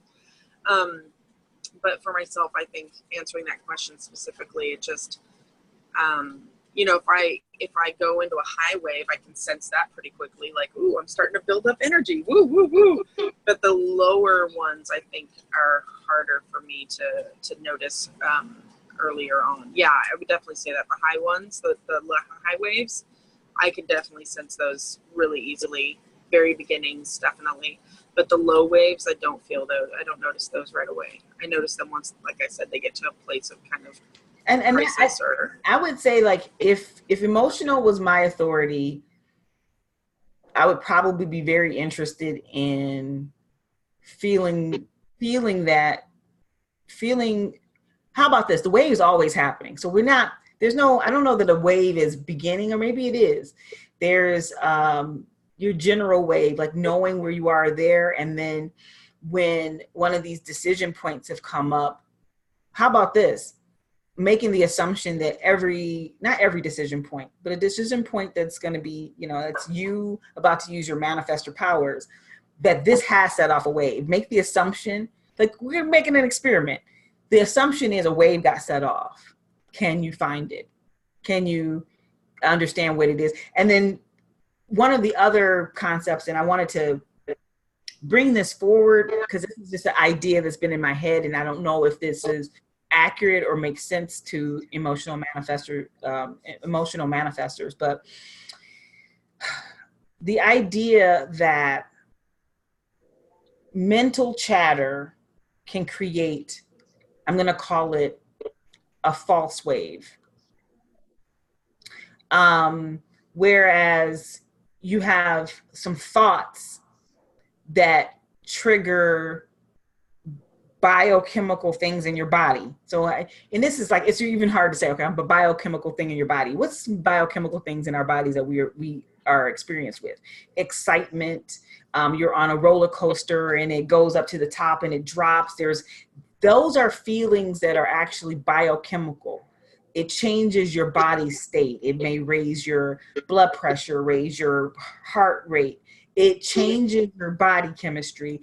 And if you're aware, you can feel it, you can sense it. Now, not all biochemical things are very easily sensed, but this is what I suspect is happening with emotional people, but I'm not emotional. And I'm just wondering, is that on track with what is being experienced? And have you experienced a thought setting off a wave?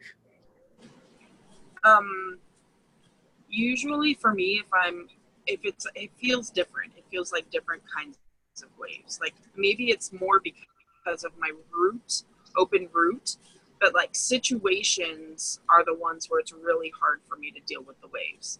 But if it's a thought, those ones are a lot easier. And I think, like I said, because it's that open root. And it's interesting, I've never actually thought about this till you started bringing it up. And I'm feeling into my body and my experiences and whatnot.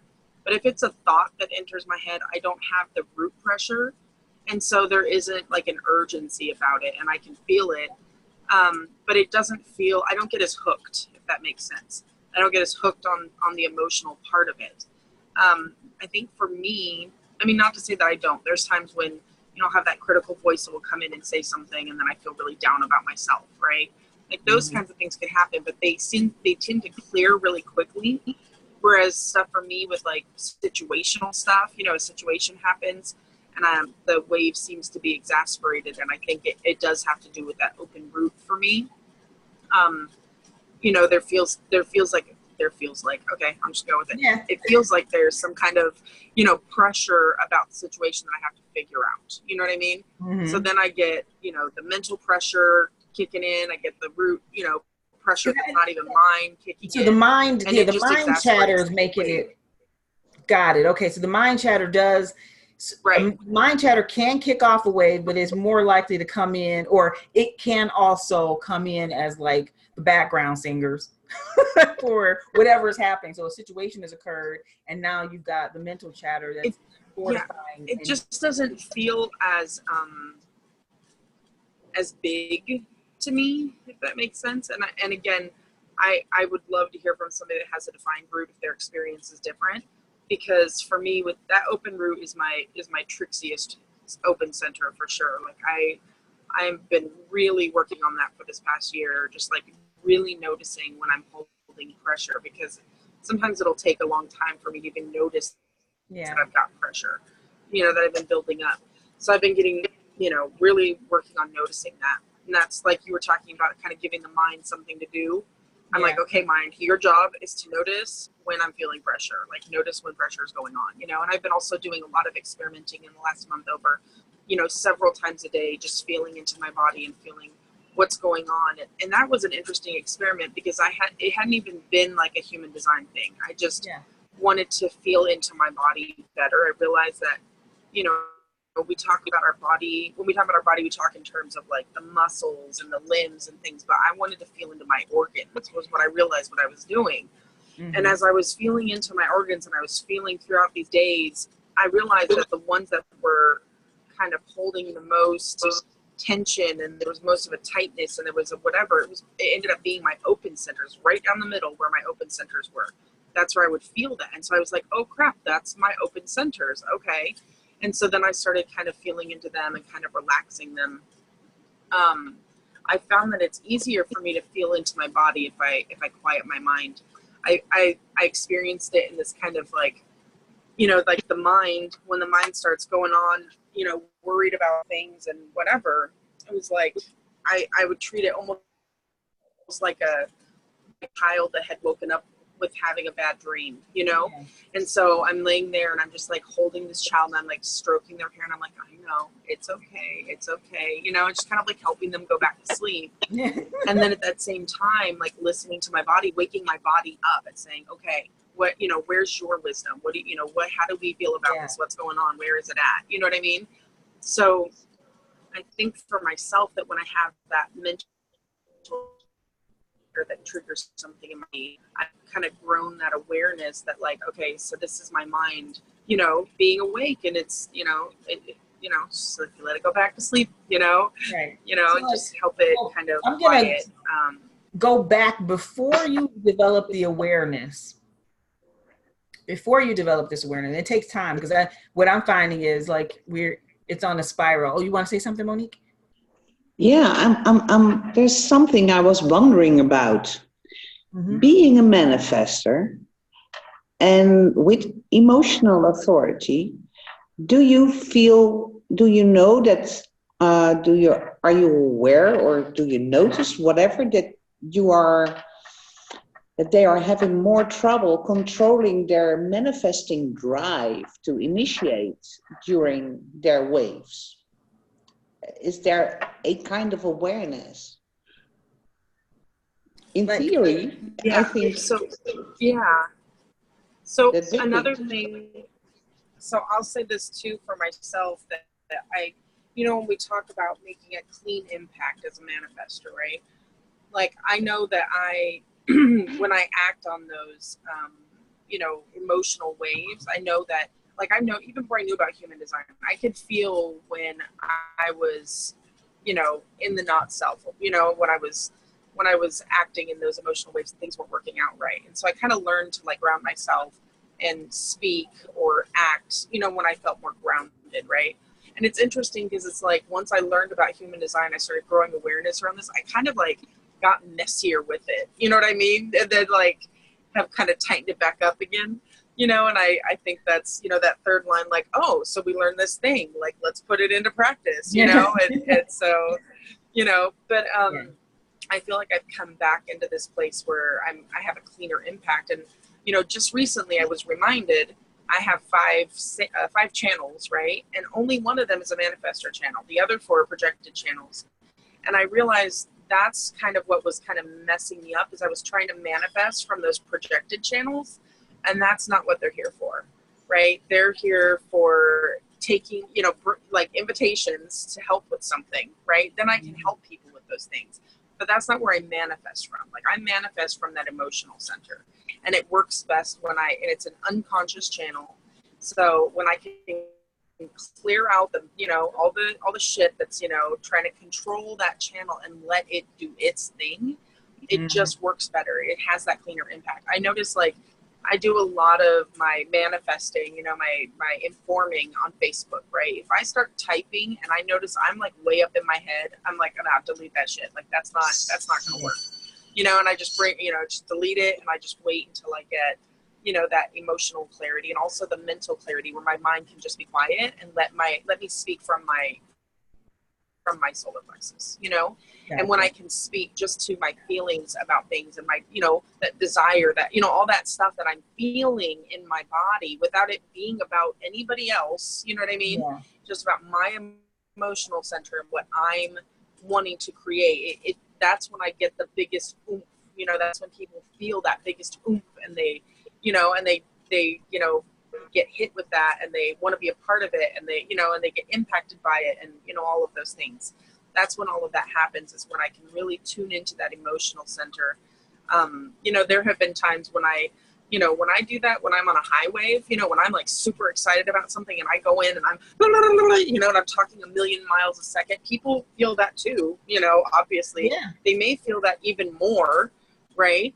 But then nothing happens from it, because then the wave goes down and I have clarity and I'm like, oh yeah, I don't actually want to do that thing that I was so excited and telling the world I was going to do, right?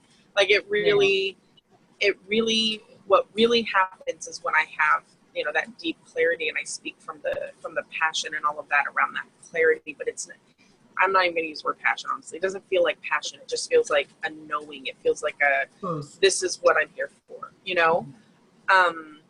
Another thing I was going to say is I live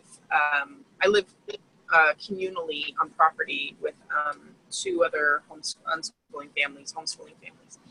And the woman that owns the property is an emotional manifestor. And she definitely is in the not self a lot.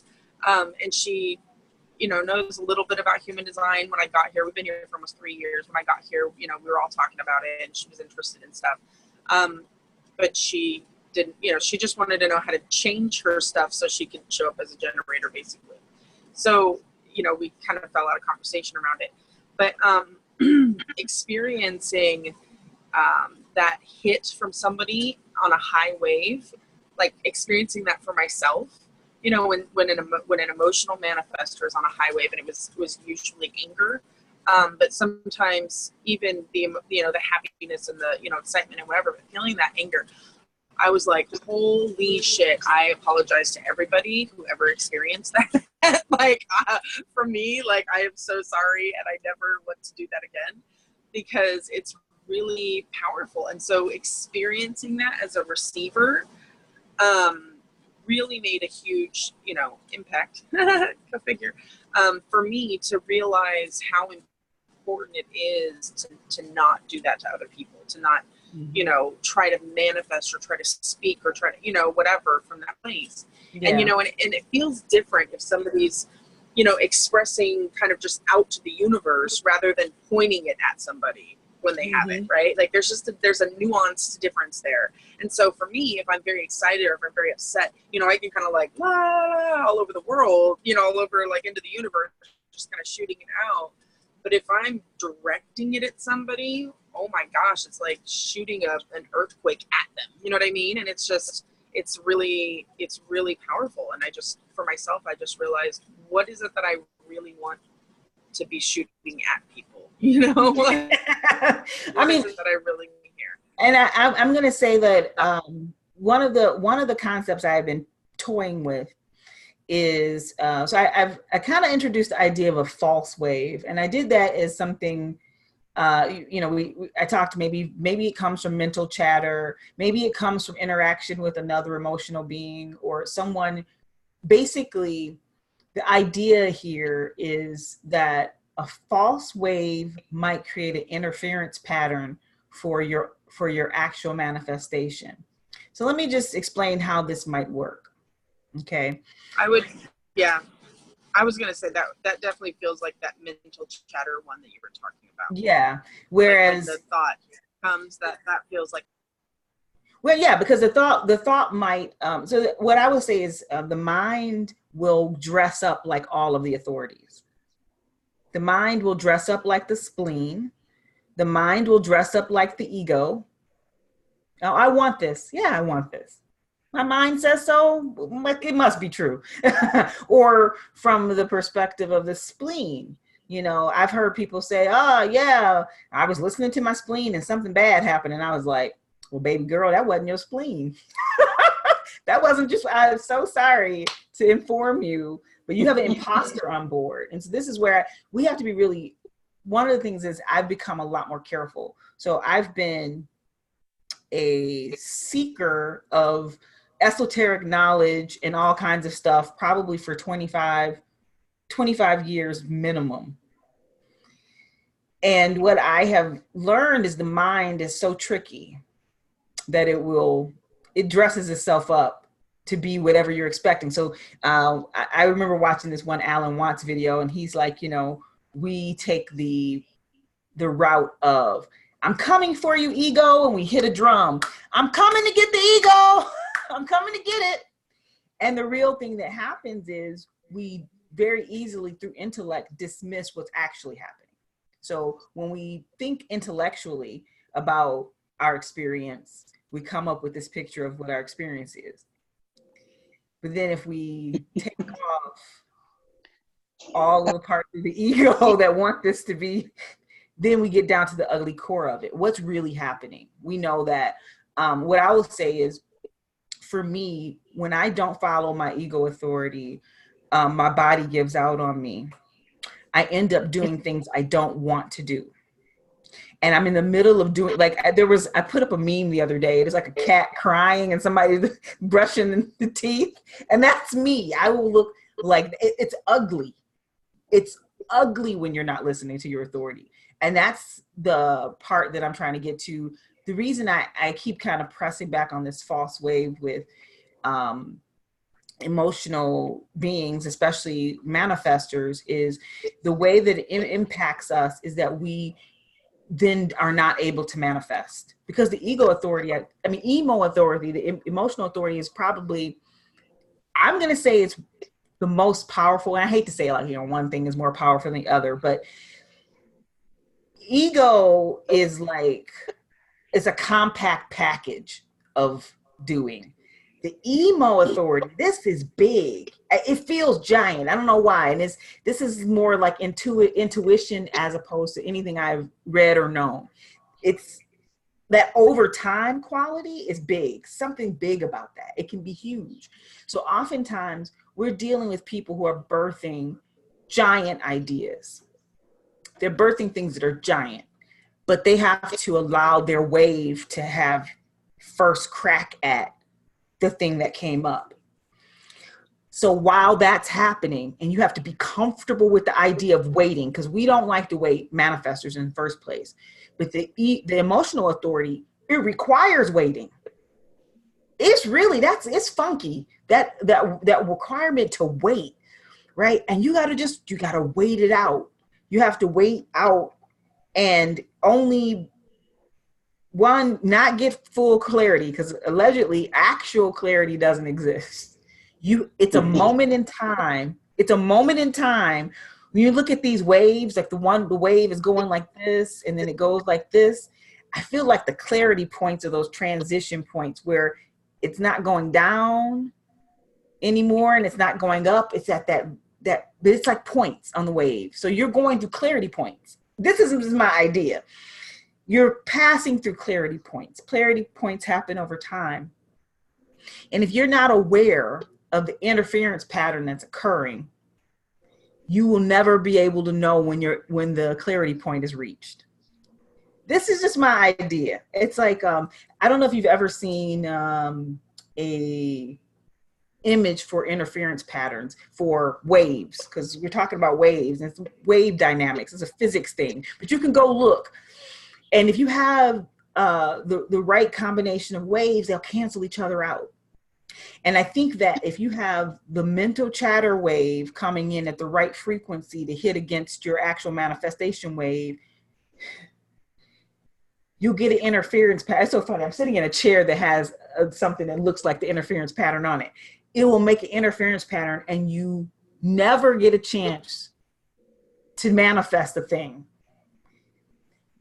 I kind of want to explore that concept more, and maybe I'm gonna have to reach out and get a group of emotional authority people, because in my mind I feel like this is a thing. I have a little story about that. So with emotional authority, it's all about timing, right? So the timing needs to it just is right, and it's not something that you can force, you know what I mean? Like it's like everything outside and inside is correct, and now it just is, you know what I mean?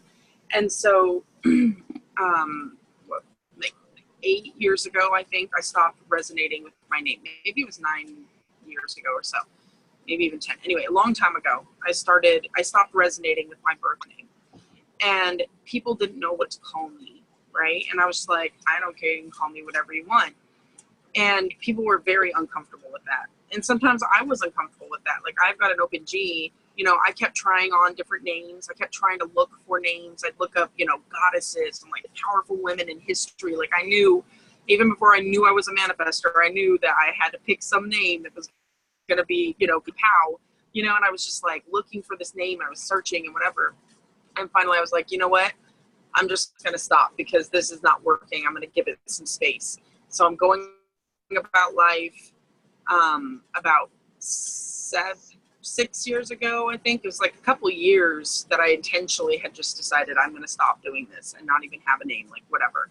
I went by Wild Souls In for a while there. Like, that was my, my Facebook name. People were like, what do we call you? I'm like, whatever, I don't care. So I was I was with a group of women, and we were talking about rebranding our businesses, and I was telling them how I really was drawn toward this word supernova.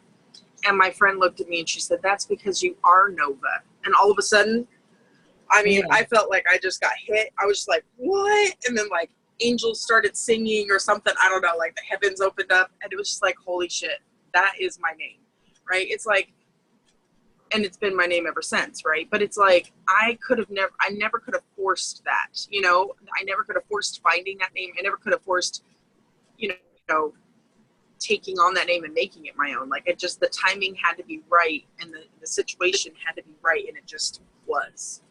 you know, and that's kind of what happens with that, you know. And that, like, another thing too, when you were talking about like the clarity, those moments, right, where it's like that's kind of the eye of the storm, right? Like the tornado is passing and you're in the eye of the storm and you're like, oh my gosh, I have clarity. Well, then the tornado keeps going and you're back in it again. Yeah. You know, like it, you know, you have those points of clarity.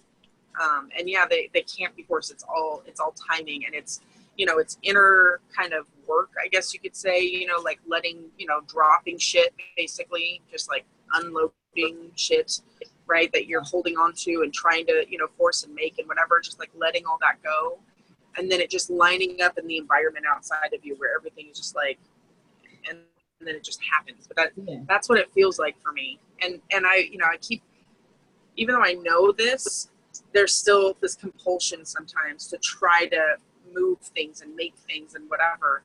Yeah. You know, for 8 years now, I've been trying to make a business out of da-da-da, you know, or 6 years. I mean, I've been trying so hard to make a business out of all these things. And it's like, now the timing is right. Now it's actually working because all the pieces have come together and it just is right. Not because I made it right, but because it just is. Because the right things were said to me and the right, you know, I put one right foot in front of the other. Like, oh, I'm drawn toward doing this. Okay, then I do that. And I'm drawn toward doing this and I do that. And then in the end, well, the beginning, I guess, you know, it has all come together just right. And now it's like, oh, now I know how to do this. Now I can move forward. Now it's, you know, and it's so fun. Yeah, I would say, so one of the things I've heard, I just want to repeat what you said. I want to see if I can bring it down to a small size, which is you got the ping, the ping to change your name. This created a wave. You also tried to think about it, but as you were thinking about it, this was not ever getting you to clarity because it was actually exacerbating your wave. You stopped the thinking about it and just let the wave continue. And then the right information came along. Like someone just said the thing, it resonated, and then that was your clarity point. So it's really interesting because when we talk about the wave, they talk about basically knowing energetically in depth about how you feel about a thing. It's depth, right? So it's a lot of times it is multiple contacts with something, the idea itself, multiple contacts with it, or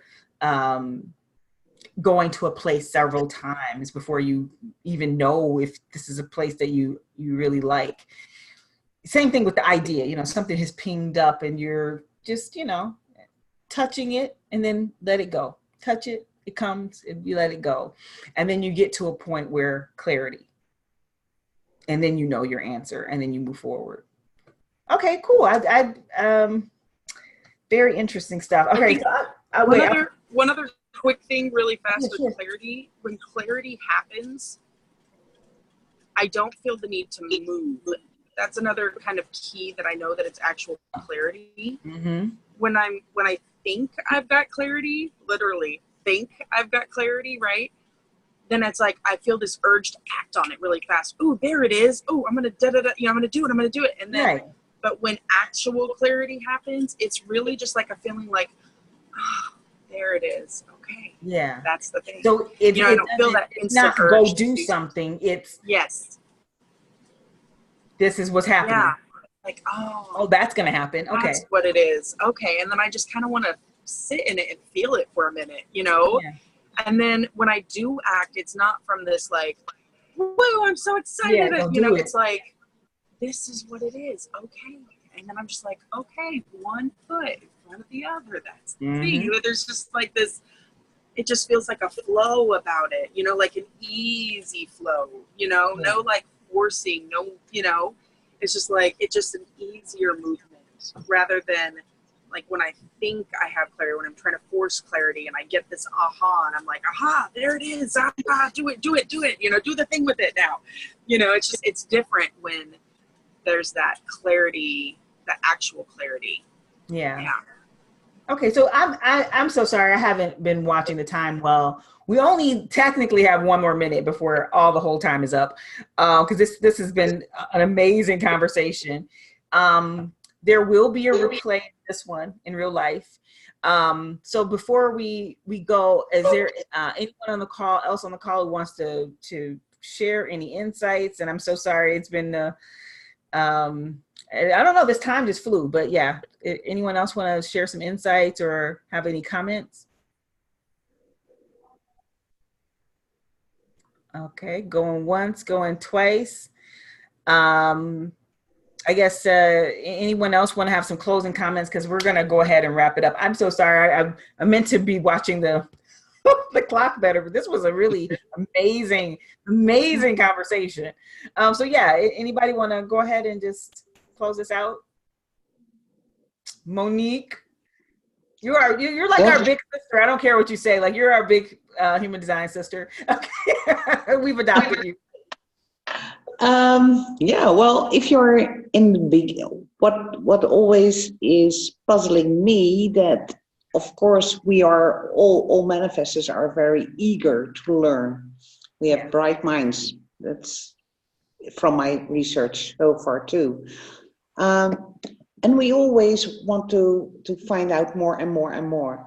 And when you just start with human design, it's pretty complicated. And of course, there's a lot to learn.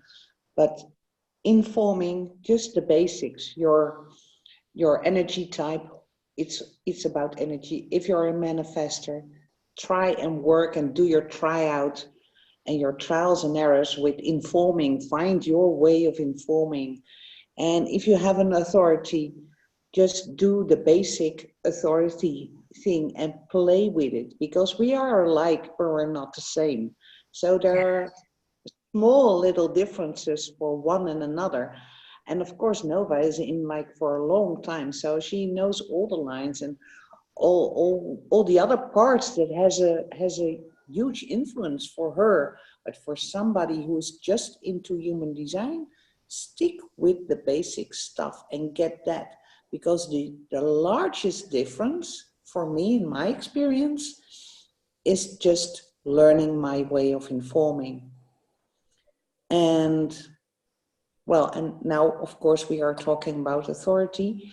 Know for yourself, or get the idea or play with it. Do your trial and error about authority, about the truth for you as a person. Is it in the now, like the splenic? Do you need to wait, your wave? And how does it feel? How does it talk to you, your emotion? How does your spleen talk to you? How does your ego talk to you? What way does it communicate for you? Because that will bring you positive instead of, well, trial and error. Yeah, the potential for peace is there. So yeah, I love that. And thank you so much for those amazing words. I want to say, again, thanks to Monique. One, the reading that you gave, which was really amazing, because you hit on how you communicate with other people. And I think that's one of those really important things. How do you inform when you're looking, at yourself, and, how you're going to have this experience as a more conscious experience? That's one of the first awarenesses. So being aware, how you inform, and getting down the basics, all very good. So, all right, ladies. Well, thank you guys for showing up. And again, the replay will be available, and hopefully, some of our other comrades will get a chance to take a look. I release you all to the rest of your day. It's still pretty early where I am, so I'm gonna go and do some things. So thanks so much for coming. Peace, guys. Love you.